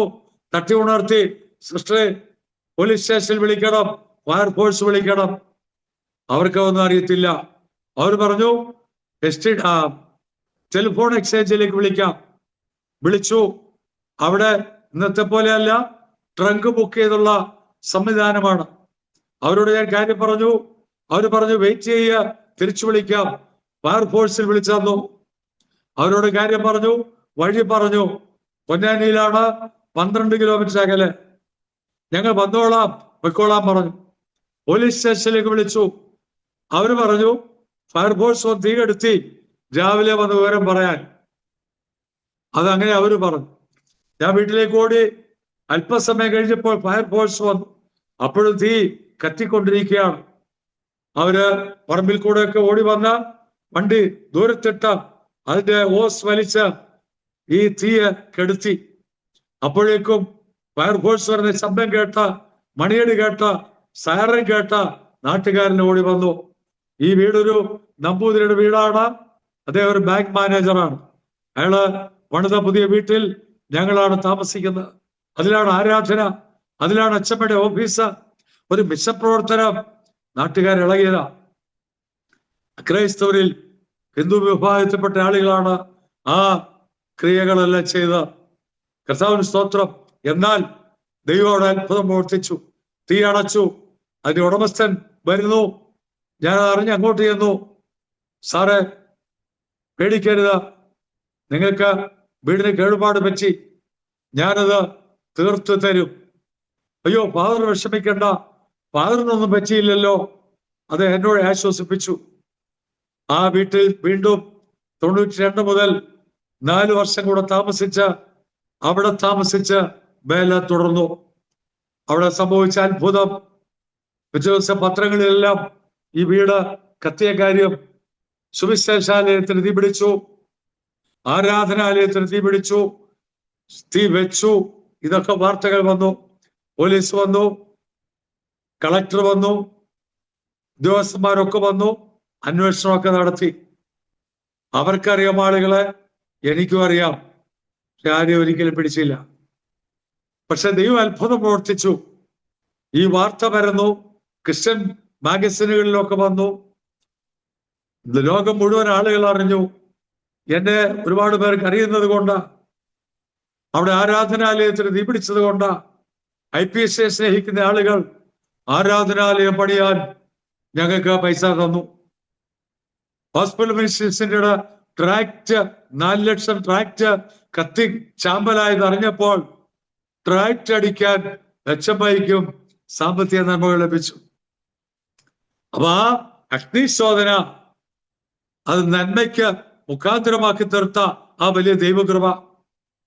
കേടുവന്ന വീട് 4 വർഷം കഴിഞ്ഞപ്പോൾ പുതിയതുപോലെ ഞാൻ നന്നാക്കി കൊടുത്തു. എന്റെ ആരാധനാലയം ഓടിടാൻ തീരുമാനിച്ചത് വാർക്ക് കെട്ടിടമാക്കി തീർത്തു. ലിറ്ററേച്ചർ 4 ലക്ഷത്തിന് പകരം അനേക ലക്ഷം ട്രാക്റ്റുകൾ അച്ചടിക്കാൻ, വിതരണം ചെയ്യാൻ ദൈവകൃപ ചെയ്തു. പ്രതികൂലങ്ങളെ അനുകൂലമാക്കുന്ന ഒരു ദൈവം ഞങ്ങൾക്കുണ്ടെന്ന് വിശ്വസിക്കാൻ കഴിഞ്ഞു. ആരുമില്ലാത്ത ഇടപാടിലേക്ക് അയച്ചതിന് പിന്നിലുള്ള ദൈവിക ഉദ്ദേശം അതിൽ കൂടെ മനസ്സിലാക്കാൻ കഴിഞ്ഞു. ഞങ്ങളെ ഉപദ്രവിക്കുന്നു, ഞങ്ങളെ കൊന്ന് പെട്ടിക്കകത്ത് ആക്കി നാട്ടിലേക്ക് കയറ്റിവിടുമെന്ന് പറഞ്ഞ ആളുകളിൽ പലര് ദുരന്തങ്ങളാൽ കൊല്ലപ്പെട്ടു. മരത്തേത് വീണ് മരിച്ചു, വണ്ടി ആക്സിഡന്റിൽ മരിച്ചു, മറ്റ് പല ദുരന്തങ്ങൾക്ക് ഇടയായി തീർന്നു. അതിനുശേഷം ആ നാട്ടുകാര് ഒന്നിച്ചുകൂടി ഞങ്ങൾക്കെതിരെ കളക്ടർക്ക് പരാതി കൊടുത്തിരുന്നു. കളക്ടർ അന്വേഷണത്തിൽ വന്നു. അപ്പോൾ ഞങ്ങൾ ഈ കേസ് അവരുടെ മുമ്പിൽ കൊടുത്തു. ഈ പരാതി കൊടുത്ത ആളുകളുടെ പേര് കിട്ടിയിരുന്നില്ല. ഞങ്ങൾക്ക് നഷ്ടപ്പെട്ടതിന് ക്ലെയിം കിട്ടാൻ ആ പ്രതികളില്ല. പക്ഷെ പരാതി കൊടുത്ത ആളുകൾ ഞങ്ങളുടെ മുമ്പിൽ കേസിന് പ്രതികളായി മാറിയപ്പോൾ ആ നാട്ടുകാർ തന്നെ ഞങ്ങളുമായിട്ട് കോംപ്രമൈസിന് വന്നു. ദൈവാത്മാ പ്രേരണയാൽ അവരുമായിട്ട് കോംപ്രമൈസ് ചെയ്തു. നാട്ടുകാരെ പിണക്കണ്ടെന്ന് കരുതി. അതെല്ലാം ഒരു വിഭാഗം ആളുകളാണ്. അവരെ ഞങ്ങളുമായിട്ട് കോംപ്രമൈസ് ചെയ്ത ഞങ്ങളുടെ വേലയ്ക്ക് അവർ സപ്പോർട്ടായി. ഫാദറിനെ പോള് പണിതു. അവരിൽ ഒരാളാണ് പണിയാൻ കോൺട്രാക്ട് എടുത്ത് ഇനി പണിയാൻ പറ്റത്തില്ലെന്ന് പറഞ്ഞു. അദ്ദേഹത്തോട് പറഞ്ഞു, എടാ വേഗത്തിൽ ഫാദറിന് പണി നടത്തി കൊടുക്കണമെന്ന്. അവര് പ്രൊട്ടക്ടേഴ്സായി മാറി. ഞങ്ങളോടുള്ള ഭയനിമിത്തം ബഹുമാനത്തോടെ വർത്തിക്കാനായിട്ടിടയായി തീർന്നു. പിന്നീട് ഒരിക്കലും അവർ ഞങ്ങൾക്കെതിരായിട്ട് പ്രവർത്തിച്ചിട്ടില്ല. ഇപ്പോഴും ആ നാട്ടിൽ ആ സഭയ്ക്കെതിരായി ഒരാൾക്ക് ഒരു പ്രതികൂലവുമില്ല. ആ ദേശത്തുള്ള ആളുകൾ ഒരുപാട് കാര്യങ്ങൾ അനുഭവിച്ച് അറിയാനായിട്ട് ഇടയായി തീർന്നു. ദൈവത്തിന് സ്തോത്രം. അവിടെയാണ് ഹോസ്പിറ്റൽ മിനിസ്ട്രീസിന്റെയും ആരംഭിച്ചത്. ഒരു പടയാളി പ്രതികൂലങ്ങളെ കണ്ട് പിന്മാറുന്നവരാകാൻ പാടില്ല. ക്രിസ്തീയ പോർക്കളത്തിൽ പ്രതികൂലങ്ങളെയും എതിരുകളെയും ബുദ്ധിമുട്ടുകളെയും അതിജീവിച്ച് നിൽക്കേണ്ടവരാണ്. ഞാനൊരു ഭാര്യയോടും കുഞ്ഞുങ്ങളോടും, ഒരു ചെറിയ കുട്ടികളാണ്, ചോദിച്ചു, പ്രതികൂലങ്ങൾ വന്നു, ഇനി എന്ത് ചെയ്യണം? നാട്ടിലേക്ക് പോകണോ? എന്റെ പ്രസ്ഥാനത്തിന്റെ നേതാക്കന്മാർ, അന്നത്തെ നേതാക്കന്മാർ മിക്കപേരും എന്റെ അടുത്ത് വന്നു. ഈ പ്രതികൂലങ്ങൾ എന്നെ കാണാൻ, ജോർജ് നാട്ടിലേക്ക് പോവാ, ജോർജ് നല്ല സഭ കിട്ടും. ഞാൻ അവരോട് എതിർ പറഞ്ഞില്ല. പക്ഷെ ഞങ്ങൾ ദിവസത്തിൽ തീരുമാനിച്ചു, എന്ത് പ്രതികൂലങ്ങൾ വന്നാലും വിളിച്ച ദൈവം വിശ്വസ്തൻ, അയച്ച കർത്താവ് വാർഫ്രണ്ടിലേക്ക്, യുദ്ധമുന്നണിയിലേക്ക് അയച്ചെങ്കിൽ അവിടെ ഞങ്ങളെ പ്രൊട്ടക്ട് ചെയ്യും. അല്ലെങ്കിലും അവിടെ മരിച്ചു വീഴാൻ കുഞ്ഞുങ്ങളും തീരുമാനമെടുത്തു. എനിക്ക് പിന്തുണ തന്നു. അവിടെ 12 കൊല്ലം ആ ഊഴ്ചര ഭൂമിയിൽ ജീവിക്കാനിടയായി. അച്ഛന്മാരുടെ പ്രവർത്തനം വളരെ ശക്തമായി. ആ നാട്ടിൽ ക്രിസ്തീയ സാക്ഷ്യം നിർവഹിപ്പാൻ ദൈവം കൃപ തന്നു. അവിടെ മനോഹരമായ ഹോളും പാഴ്സണേജും ഉണ്ടായി. അവിടുത്തെ 12 കൊല്ലത്തെ വേല കഴിഞ്ഞ 20 കൊല്ലം മലപ്പുറം ജില്ലയിലെ പ്രവർത്തനം കഴിഞ്ഞപ്പോൾ മലപ്പുറം ജില്ലയുടെ ഏകദേശം 90 പഞ്ചായത്തുകളിൽ എനിക്ക് വേല ചെയ്യാൻ കഴിഞ്ഞു. ഇന്ന് അവിടെയൊക്കെ മിക്കയിടത്തും Indian Pentecost, Sharon fellowship, assemblies of God, church of God പ്രസ്ഥാനങ്ങൾക്ക് സഭകൾ ഉണ്ടാകാനിടയായി. ഞാനവിടെ പോയ 1/2 നൂറ്റാണ്ട് മുമ്പ് സുവിശേഷകന്മാർ വഴി നടക്കാൻ പേടിച്ച സ്ഥലങ്ങളാണ്. പൊന്നാനി മതപരിവർത്തനം നടന്ന കേന്ദ്രമാണ്. അറിയാതെ പോലും ഒരു സുവിശേഷകൻ അവിടെ എത്താറില്ല. ആ സ്ഥാനത്ത് 12 കൊല്ലം മതപരിവർത്തനം നടത്തുന്ന പൊന്നാനി പട്ടണത്തിലും ശക്തിയോട് സുവിശേഷം പ്രസംഗിപ്പാൻ, പരിശോധന നടത്താൻ, ട്രാക്റ്റുകൾ കൊടുക്കാൻ, കടലോര മേഖലയിൽ ശക്തിയോടെ പ്രവർത്തിപ്പാൻ ദൈവകൃപ ചെയ്തു. ഒന്നിനെ പേടിക്കാതെ, ആരെ ഭയമില്ലാതെ ദൈവത്തെ ഭയപ്പെട്ട് നടന്നത് കൊണ്ട് ദൈവത്തിന്റെ കൃപ അനുഭവിപ്പാനിടയായി. മധ്യ കേരളത്തിൽ നിന്ന് ധാരാളം ടീമുകൾ എന്റെ അടുക്കൽ വരും. അവരോടൊപ്പം ജില്ലയുടെ നാനാഭാഗത്ത് സുവിശേഷ പ്രവർത്തനം നടത്തുവാൻ ദൈവകൃപ ചെയ്തു. ഒരു പടയാളി പ്രതികൂലം വരുമ്പോൾ, യുദ്ധം വരുമ്പോൾ പിന്മാറിപ്പോകുന്ന ആളല്ല. അപ്പനെ അമ്മയെ നോക്കി മടങ്ങിപ്പോകുന്ന ആളല്ല. യേശുവിന് വേണ്ടി നിൽക്കേണ്ടവനാണ്. അത് ദൈവം എന്നെ പഠിപ്പിച്ചു. ആ വിളി തന്ന് അന്ന് പ്രവർത്തിച്ചു. ഇപ്പോഴും ആ തീവ്രതയിൽ ഇന്ത്യയുടെ വിവിധ സ്റ്റേറ്റുകളിൽ ഭയം കൂടാതെ വർഗീയ ശക്തിയോടെ പ്രവർത്തിക്കുന്ന ഗ്രാമങ്ങളിലും പ്രദേശങ്ങളിലും കടന്നുപോയി പ്രവർത്തിപ്പാൻ, അതേ ആത്മാവിൽ പ്രവർത്തിപ്പാൻ ദൈവം കൃപ തരുന്നു. 96-ൽ 20 വർഷം മലബാറിലെ വേല പൂർത്തീകരിക്കുമ്പോൾ IPC സെൻട്രൽ പാസ്റ്ററായിട്ട് നിയമിച്ച മേലുകാവ് സെന്ററിലേക്ക് അയച്ചു. അവിടെ 14 വർഷം മേലുകാവ് സെന്ററിന്റെ പ്രവർത്തനത്തിലായിരുന്നു. 7 പുതിയ സഭകൾ അവിടെ ആരംഭിച്ചു. 14 കൊല്ലം കഴിഞ്ഞപ്പോൾ പുല്ലുവേലി സെന്ററിലേക്ക് ട്രാൻസ്ഫർ ആയി. അവിടെ 11 കൊല്ലം പ്രവർത്തിച്ച 4-5 സഭകള് പുതുതായി ആരംഭിച്ചു. ഇപ്പോൾ കഴിഞ്ഞ 5 വർഷങ്ങളായി വടശ്ശേരിക്കര സെന്ററിന്റെ പാസ്റ്ററായിട്ട് പ്രവർത്തിക്കുന്നു. അവിടെ പുതിയ പ്രവർത്തനങ്ങള് ആരംഭിച്ച് സെൻട്രൽ പാസ്റ്റർ എന്നുള്ളതിൽ പ്രവർത്തിക്കുന്നു. ഇന്ത്യ പെന്തക്കോസ്ത് സഭയുടെ കൗൺസിൽ അംഗമായിട്ട് 30 വർഷം പ്രവർത്തിപ്പാൻ ദൈവകൃപ ചെയ്തു. 6 വർഷം കേരള സ്റ്റേറ്റ് ജോയിന്റ് സെക്രട്ടറി ആയിട്ട് ശ്രേഷ്ഠന്മാരായ ദൈവദാസന്മാരോടൊപ്പം പ്രവർത്തിച്ചു. അതിനെ തുടർന്ന് IPCയുടെ ജനറൽ ജോയിന്റ് സെക്രട്ടറി ആയിട്ട് 2 വർഷം പ്രവർത്തിച്ചു. ഇപ്പോൾ സെൻട്രൽ പാസ്റ്ററായിട്ട് തുടരുന്നു. ഹോസ്പിറ്റൽ മിനിസ്ട്രീസിന്റെ പ്രവർത്തനങ്ങളിൽ ശക്തമായ പ്രവർത്തനങ്ങൾ നടത്തിക്കൊണ്ടിരിക്കുന്നു. ഇന്ത്യയിലെ മിക്ക സ്റ്റേറ്റുകളിലും അതിന്റെ പ്രവർത്തനങ്ങൾ നടക്കുന്നുണ്ട്. മെഡിക്കൽ ക്യാമ്പുകള്, സാമൂഹ്യ സേവന പ്രവർത്തനങ്ങള്, ജീവകാരുണ്യ പ്രവർത്തനങ്ങള്, ഇതെല്ലാം ചെയ്യുവാനിടയാകുന്നുണ്ട്. ശക്തമായ പ്രവർത്തനം നടത്തുന്ന ഒരു ഡയറക്ടർ ബോർഡ് അംഗങ്ങൾ ഞങ്ങൾക്കുണ്ട്.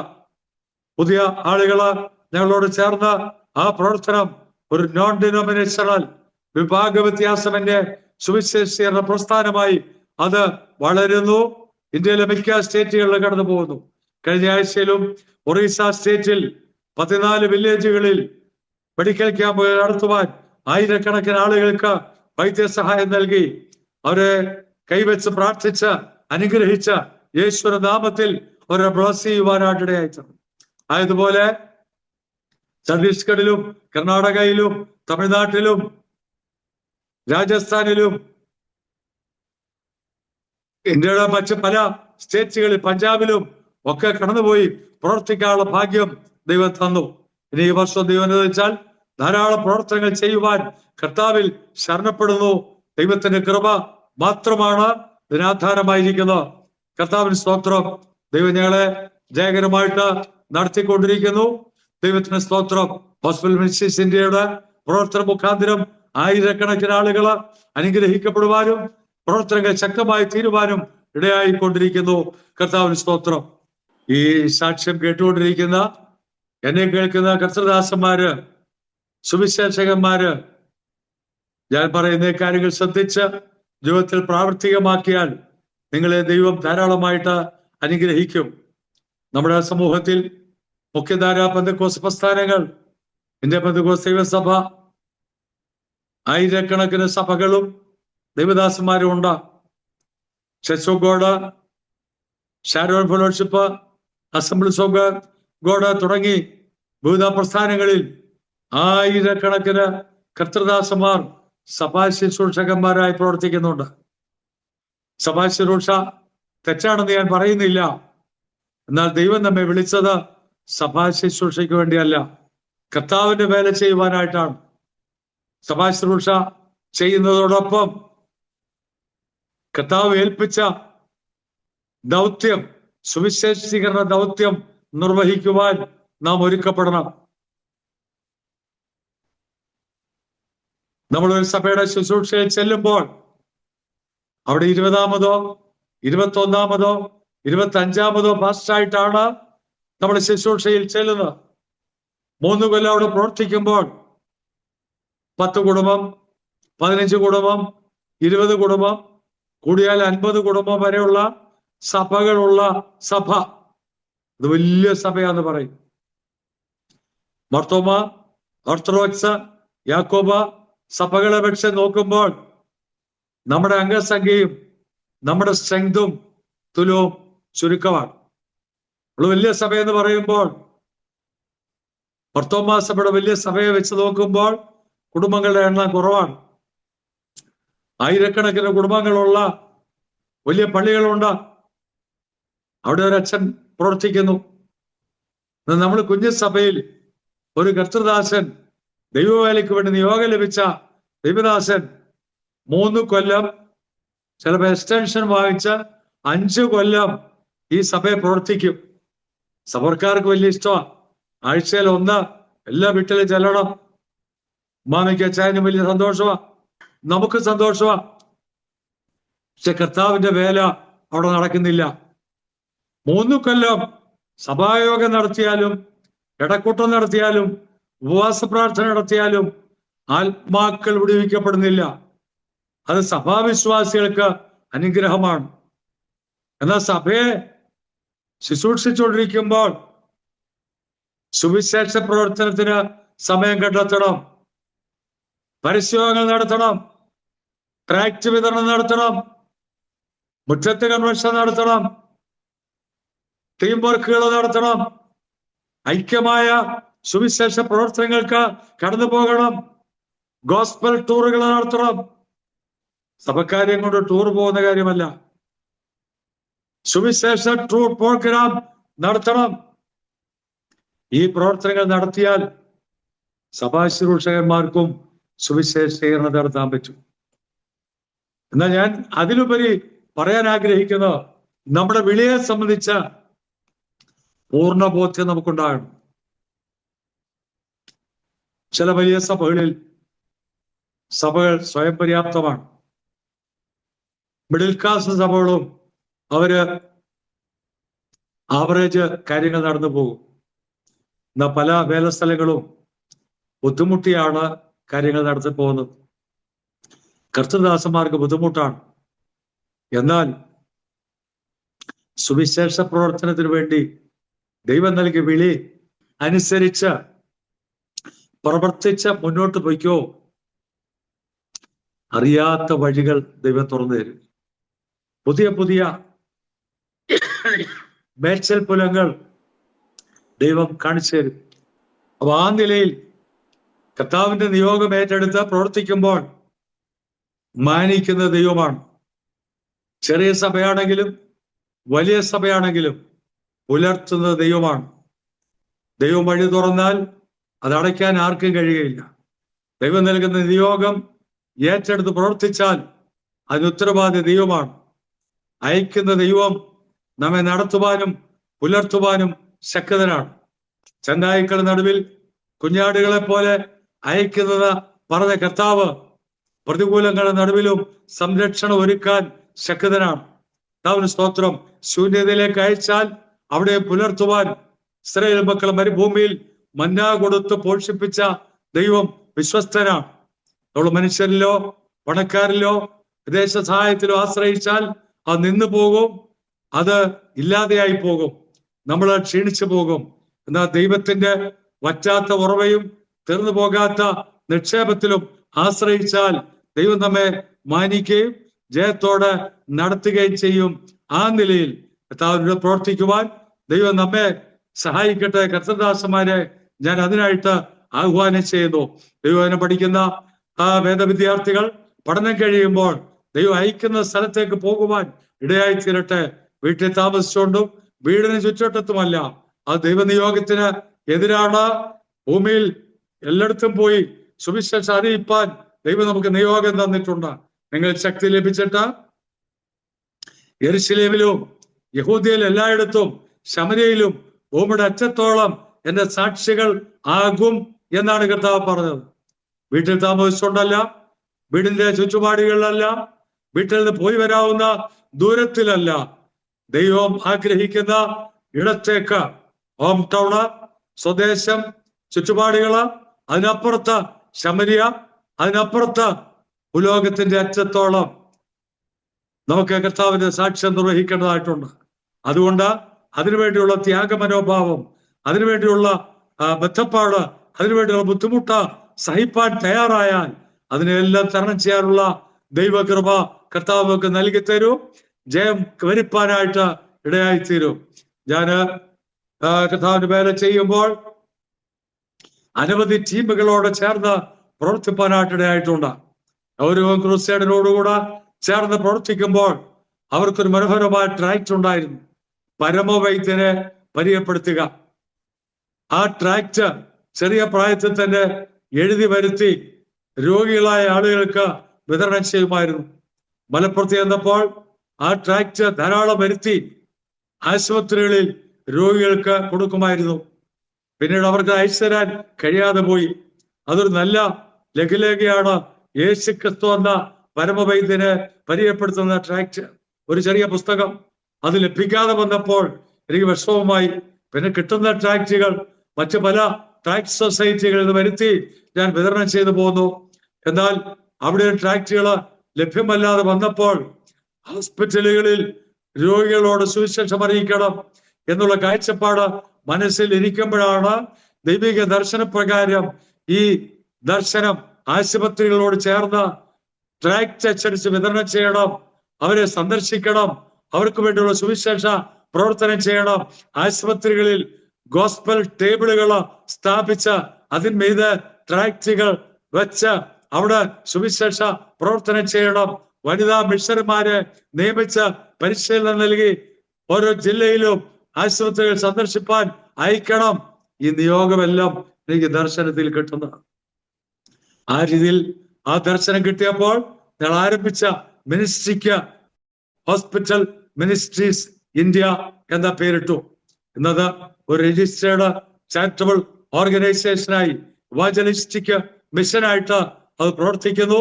അത് ആരംഭിച്ചപ്പോൾ ഉള്ള അതേ ലക്ഷ്യത്തിൽ വിവിധ പ്രസ്ഥാനങ്ങളിലുള്ള ദൈവദാസന്മാർ ഒരുമിച്ച് ചേർന്ന് ആ പ്രവർത്തനം ഇന്ന് ചെയ്യുന്നു. ദൈവത്തിന് സ്തോത്രം. അതൊരു ഫാമിലി ട്രസ്റ്റ് അല്ല, അതൊരു പബ്ലിക് സെക്ടറിൽ പ്രവർത്തിക്കുന്ന ഒരു മിഷനായിട്ട് ഇന്നും അത് നിലകൊള്ളുന്നു. ധാരാളം മിഷണറിമാരുണ്ട്, പ്രൊമോഷൻ സെക്രട്ടറിമാരുണ്ട്, സ്റ്റാഫുകളുണ്ട്, ഓഫീസുണ്ട്. അതിന്റെ ഓഫീസ് ഇപ്പോൾ എടപ്പാളിൽ നിന്നൊക്കെ മാറി കല്ലിശ്ശേരിയിൽ അതിന്റെ ഹെഡ് ഓഫീസായിട്ട് പ്രവർത്തിച്ചു വരുന്നു. അവിടെ സ്റ്റാഫുകളെല്ലാം മാസത്തിൽ ഒരിക്കൽ കൂടുകയും പുതിയ പ്രവർത്തനങ്ങളൊക്കെ പ്ലാൻ ചെയ്യും. വിവിധ സംസ്ഥാനങ്ങളിലൊക്കെ ഒരു കോർഡിനേഷൻ കമ്മിറ്റികളുണ്ട്. പ്രവർത്തനങ്ങളൊക്കെ എക്സിക്യൂട്ട് ചെയ്യുവാൻ, കോർഡിനേറ്റ് ചെയ്യുവാൻ കോർഡിനേറ്റർമാരുണ്ട്, നേതൃത്വം നൽകുവാൻ ആളുകളുണ്ട്. ഞങ്ങൾക്കൊരു വനിതാ വിഭാഗമുണ്ട്, അതിന് ലേഡീസ് ഫെലോഷിപ്പ് എന്ന് പറയും. അതിന് സ്റ്റേറ്റ് കമ്മിറ്റി ഉണ്ട്, ജില്ലകൾ തോറും പ്രവർത്തനങ്ങളുണ്ട്. അവരുടെ ആഭിമുഖ്യത്തിൽ പ്രാർത്ഥന ചെയിൻ പ്രയർ ഉണ്ട്, കർത്താവിന് സ്തോത്രം, പ്രയർ ചാപ്റ്ററുകളുണ്ട്. മാസത്തിലൊരിക്കൽ കൂടി പ്രാർത്ഥനയും പരസ്യ പ്രവർത്തനങ്ങളും റാലികളും നടത്തുന്നു. ഞങ്ങളുടെ പ്രവർത്തനത്തിലെ ഏറ്റവും പുതിയ ഒരു പദ്ധതിയാണ് 2025 ആരംഭിച്ചത്. മദ്യത്തിനും മയക്കുമരുന്നിനും രാസ ലഹരിക്കും എതിരെയുള്ള ബോധവൽക്കരണ പ്രവർത്തനങ്ങൾ ശക്തമായ ഒരു പ്രവർത്തനമായിട്ട് ആ പ്രവർത്തനം ഇന്ന് നിലകൊള്ളുന്നു. ദൈവത്തിന് സ്തോത്രം. എല്ലാ തരത്തിലുള്ള ലഹരി വസ്തുക്കളെ കുറിച്ചുള്ള ബോധവൽക്കരണം നൽകുന്ന ഒരു മനോഹരമായ ചെറു പുസ്തകം ഞങ്ങൾ എഴുതി അച്ചടിച്ച് കേരളം മുഴുവൻ മലയാള ഭാഷയിൽ എത്തിച്ചു കൊടുത്തു. ഇതിനകം 2 ലക്ഷം കോപ്പികൾ ഈ വർഷം തന്നെ വിതരണം ചെയ്തു.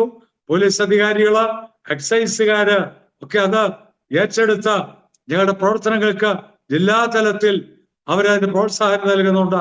അപ്പൊ ആ തരത്തിൽ സാമൂഹിക പ്രതിബദ്ധതയുള്ള പ്രവർത്തനങ്ങൾ ചെയ്യുന്നു. ഗ്രാമങ്ങള്, വില്ലേജുകളിലൊക്കെ കേന്ദ്രീകരിച്ച ജാതിമത ഭേദമന്യേ എല്ലാവർക്കും സഹായം ലഭിക്കത്തക്കോണം മെഡിക്കൽ ക്യാമ്പുകൾ നടത്തി ഡോക്ടർമാരെ ഉപയോഗിച്ച വൈദ്യസഹായം നൽകുകയും മരുന്നുകൾ സൗജന്യമായി നൽകിക്കൊണ്ട് ആ വരുന്ന ആളുകൾക്ക് ഏത് മതവിഭാഗമാണെങ്കിലും അവർക്കൊണ്ട് പ്രാർത്ഥിക്കുകയും പുസ്തകങ്ങളും ലഘുലേഖകളും കൊടുത്ത സുവിശേഷീകരണ പ്രവർത്തനങ്ങൾ ചെയ്യുന്നു. പരിശോധന നടത്തിയാൽ എതിർപ്പുണ്ടാകുന്ന, കൺവെൻഷൻ നടത്തിയാൽ എതിർക്കുന്ന സ്ഥലത്ത് ഈ മെഡിക്കൽ ക്യാമ്പുകളിൽ പങ്കെടുക്കുന്ന ആളുകള് യേശുവിനെ അറിയുവാൻ മുഖാന്തരമായി തീരുന്നു. ആ തരത്തിൽ മെഡിക്കൽ ക്യാമ്പ് എന്ന മീഡിയയിലൂടെ, ജീവകാരുണ്യ പ്രവർത്തനം എന്ന മീഡിയയിലൂടെ സുവിശേഷീകരണം നടത്തി വരുന്നു. ദൈവം നൽകുന്ന കൃപയനുസരിച്ച് ആ തരത്തിലുള്ള ധാരാളമായ പ്രവർത്തനങ്ങളാണ് ചെയ്തു വരുന്നത്. ഇതിന്റെ പ്രയർ സെല്ലുകളും ജില്ലാ കമ്മിറ്റികളും വനിതാ വിഭാഗവും ശക്തമായ സുവിശേഷീകരണം ചെയ്തു. ക്രിസ്മസ് സീസണിൽ ലക്ഷക്കണക്കിന് ക്രിസ്മസ് പുതുവത്സര സന്ദേശം ലഘുലേഖ വിവിധ ഭാഷകളിൽ അച്ചടിച്ച് ഞങ്ങൾ വിതരണം ചെയ്യുന്നുണ്ട്. കന്നഡ ഭാഷയില്, തമിഴ് ഭാഷയില്, തെലുങ്ക് ഭാഷയില് ഒക്കെ കഴിഞ്ഞ വർഷങ്ങളിൽ ലഘുലേഖ അച്ചടിച്ച വിതരണം ചെയ്തു. 2000-ലധികം വളണ്ടിയേഴ്സ് കേരളത്തിൽ ഒരൊറ്റ സീസണിൽ, ക്രിസ്മസ് സീസണിൽ പുതുവത്സരവും ദിവസവും ഈ ട്രാക്റ്റുകൾ വിതരണം ചെയ്യുകയാണ്. സ്തോത്രം. ലക്ഷക്കണക്കിന് സുവിശേഷ ലഘുലേഖകള് വർഷം തോറും അച്ചടിച്ച് വിതരണം ചെയ്യുവാൻ ദൈവകൃപ ചെയ്യുന്നു. ധാരാളം സാമ്പത്തിക ചെലവുള്ള ശുശ്രൂഷയാണെങ്കിലും ഇതുവരെ ബുദ്ധിമുട്ട് കൂടാതെ ദൈവം ഞങ്ങളെ സഹായിച്ചു. ദൈവം നൽകുന്ന നന്മകൾ വിശ്വസ്തയോടെ കൈകാര്യം ചെയ്യുന്ന അക്കൗണ്ടബിലിറ്റി ദൈവം ഞങ്ങൾക്ക് തന്നിട്ടുണ്ട്. ഇതിന്റെ പ്രവർത്തകരായി ലീഡർഷിപ്പിലുള്ള ആരെങ്കിലും ഇതിൽ നിന്നുള്ള ഭൗതിക നന്മകൾ എടുക്കുന്നവരല്ല, ജോലിയിൽ വിരമിച്ചവരും ജോലി ചെയ്യുന്ന ആളുകളും അങ്ങനെയുള്ള ആളുകളാണ് ഇതിന്റെ ഭരണസാരഥ്യം നിർവഹിക്കുന്ന. പ്രവർത്തകർക്ക് ചെറിയ തോതിലുള്ള സഹായങ്ങൾ ചെയ്യുന്നുണ്ട്. കർത്താവിന് സ്തോത്രം. ആ നിലയിൽ ദൈവം നൽകുന്ന ഏൽപ്പിക്കുന്ന എല്ലാ നന്മകളും സുവിശേഷത്തിന്റെ അപൂർത്തിക്ക് വേണ്ടി ചെലവഴിക്കുകയും പ്രവർത്തിക്കുകയും ചെയ്തുകൊണ്ടിരിക്കുന്നു. ആ ശുശ്രൂഷകൾക്ക് വേണ്ടിയും ദൈവമക്കളുടെ പ്രാർത്ഥന അഭ്യർത്ഥിക്കുന്നു. ദൈവം നൽകുന്ന കൃപയനുസരിച്ച് ദൈവ വിളിക്ക് അനുസരണം കാണിച്ച പൗലോസിനെ പോലെ ദർശനത്തിന് അനുസരണക്കേട് കാണിക്കാതെ ദർശനത്തിന് വിധേയപ്പെട്ട വരുന്ന ആളുകളിൽ ദൈവമാക്കുന്ന സ്ഥാനത്ത് ദൈവം ഏൽപ്പിച്ച ശുശ്രൂഷ വിശ്വസ്തയോടെ ചെയ്യുവാൻ എല്ലാവരെയും ദൈവം സഹായിക്കട്ടെ. വിശ്വാസരായ ആളുകൾ കേവലം സഭയിലെ ശുശ്രൂഷകളിൽ പങ്കെടുത്ത് അവസാനിക്കാതെ ദൈവകൃപയ്ക്കനുസരിച്ച ദൈവദാസന്മാരോട് ചേർന്ന്, സുവിശേഷ ടീമുകളോട് ചേർന്ന് മറ്റുള്ളവരോട് സുവിശേഷം പറയുവാൻ, ട്രാക്റ്റുകൾ കൊടുക്കുവാൻ, പരസ്യപ്രവർത്തനങ്ങൾ ചെയ്യുവാൻ പോകുവാൻ ദൈവടയാക്കട്ടെ. ദൈവമേലെ സഹായിക്കുന്നവരായി തീരട്ടെ. ദൈവദാസന്മാരെ സഹായിക്കുന്നവരായി, അയക്കുന്ന ദൈവവേലയ്ക്ക് ആളുകളെ അയക്കുന്നവരായി തീരട്ടെ. നമ്മുടെ തലമുറകളെ കർത്തൃവേലയ്ക്ക് വേണ്ടി അയക്കുന്നവരായി തീരട്ടെ. എന്റെ സഹോദരന്മാര് 5 പേരും കർത്താവിന്റെ വേലക്കാരാണ്. എന്റെ മൂത്ത മകൻ UK ഒരു സഭയുടെ ശുശ്രൂഷ നിർവഹിച്ച ആന്ധ്രയിൽ സഭാപ്രവർത്തനങ്ങൾ നടത്തി.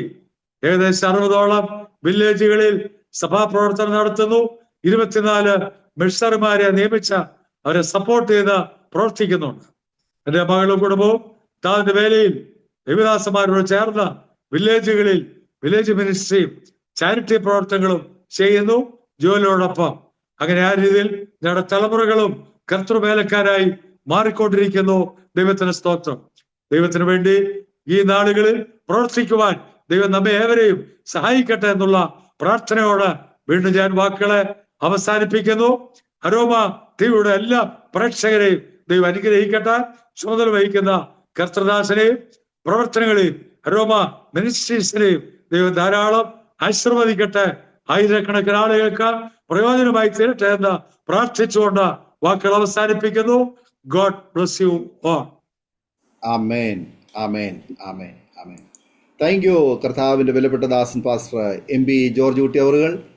അനുഗ്രഹിക്കപ്പെട്ട ഒരു സാക്ഷ്യം പങ്കുവയ്ക്കുവാൻ സ്വർഗത്തിലെ ദൈവം ആദരണീയനായ കർത്താവിൻ്റെ ദാസനെ ദൈവം ഉപയോഗിച്ചു. അതോർത്ത് ഞാൻ ദൈവത്തിന് നന്ദി പറയുന്നു. നാം ദൈവത്തെ തിരഞ്ഞെടുത്തതല്ല, ദൈവം നമ്മെ തിരഞ്ഞെടുത്തതാണ്. ദൈവം നമ്മെ ആക്കി വച്ചിരിക്കുന്നു. ഒന്നുകൂടി പറഞ്ഞാൽ ദൈവം നമ്മെ ഒരിടത്ത് നട്ടിരിക്കുന്നു. നമുക്ക് ഫലം കായ്ക്കണം, നമ്മുടെ ഫലം നിലനിൽക്കുകയും വേണം. അത് ദൈവത്തിൻ്റെ വ്യവസ്ഥാപിതമായ ഒരു കാര്യമാണ്. കർത്താവിൻ്റെ ദാസൻ ജനിച്ചു വളർത്തപ്പെട്ടതായ പശ്ചാത്തലത്തിൽ നിന്ന് തക്ക സമയമായപ്പോൾ കർത്താവ് അടർത്തി മാറ്റി കർത്താവിൻ്റെ രാജ്യത്തിൻ്റെ വേലക്കാരനായി, ശുശ്രൂഷക്കാരനായി അഭിഷേകം ചെയ്ത് കർത്താവ് തൻ്റെ മുന്തിരിത്തോട്ടത്തിൽ നടുവാൻ ഇടയായി തീർന്നു. അതുതന്നെ വലിയ ഒരു ദൈവീയ ഇടപെടലായിരുന്നു എന്ന് കേൾക്കുവാൻ കഴിഞ്ഞു.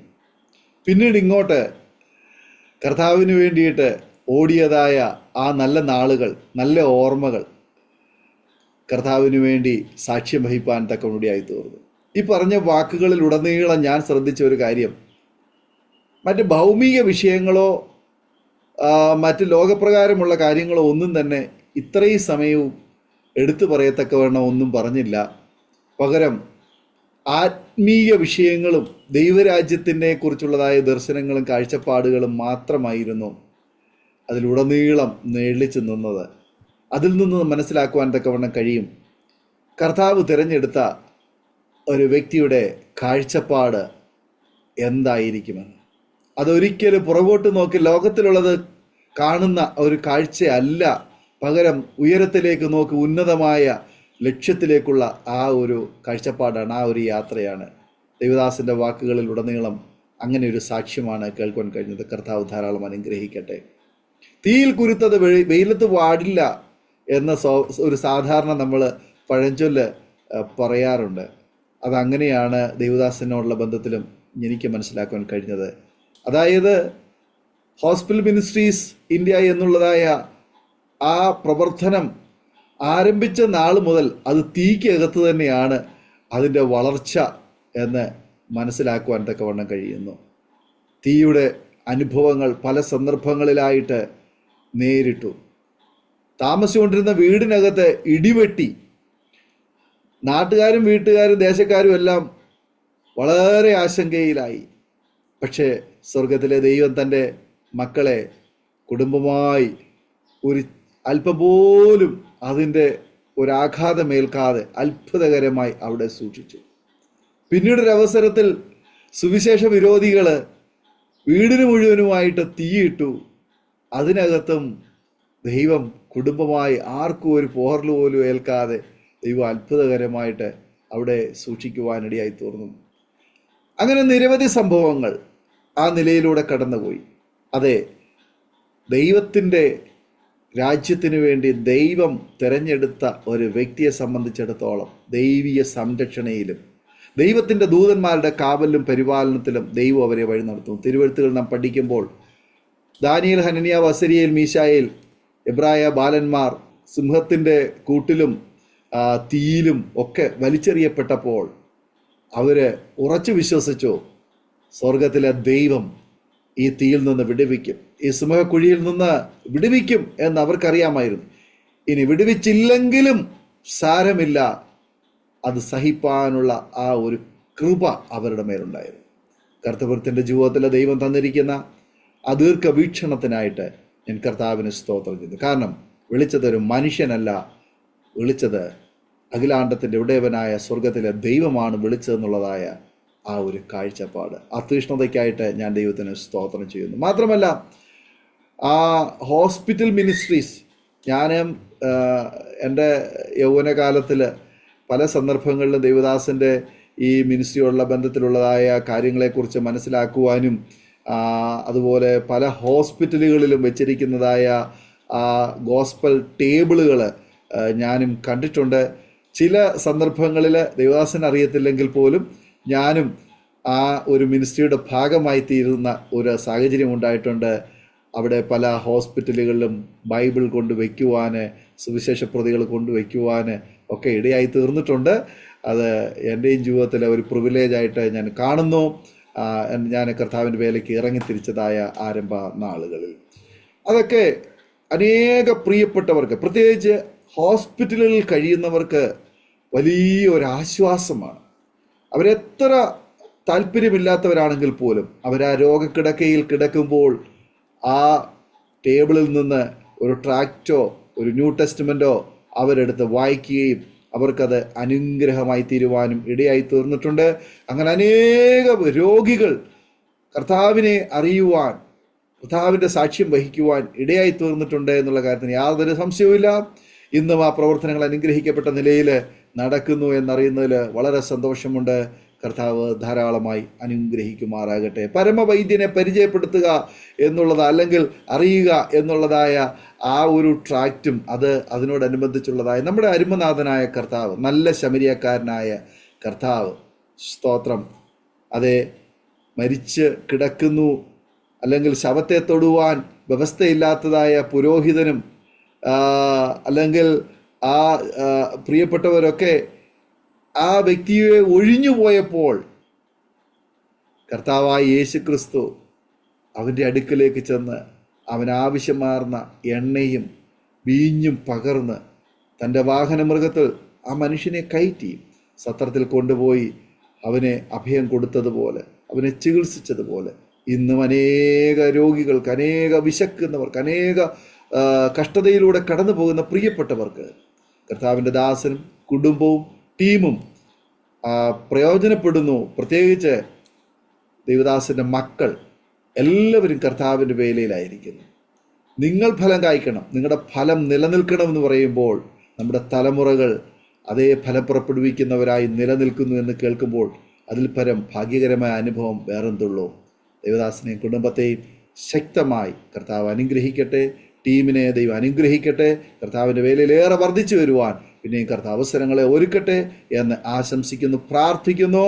ഇത്രത്തോളം സമയം ഞങ്ങളെ കേട്ടുകൊണ്ടിരുന്ന മാന്യ ശ്രോതാക്കളെ, ഒരു ഘട്ടത്തിൽ ഒരു പക്ഷെങ്കിൽ എല്ലാം തകർന്നുപോയി, എല്ലാം തളർന്നുപോയി, എല്ലാം തീർന്നുപോയി, എല്ലാം ചാമ്പലായി എന്ന് വിചാരിച്ച സ്ഥാനത്ത്, വെണ്ണീറായി തീർന്നു എന്ന് വിചാരിച്ച സ്ഥാനത്ത് നിന്ന് ദൈവം വീണ്ടും ഒരു ഫീനിക്സ് പക്ഷിയെ പോലെ എഴുന്നേൽപ്പിക്കുന്ന ചില അനുഭവങ്ങൾ ദൈവ മക്കളുള്ള ബന്ധത്തിൽ, ദൈവദാസന്മാരുടെ ബന്ധത്തിൽ ഒരുപാട് അനുഭവങ്ങൾ അവർക്ക് പറയുവാനുണ്ട്.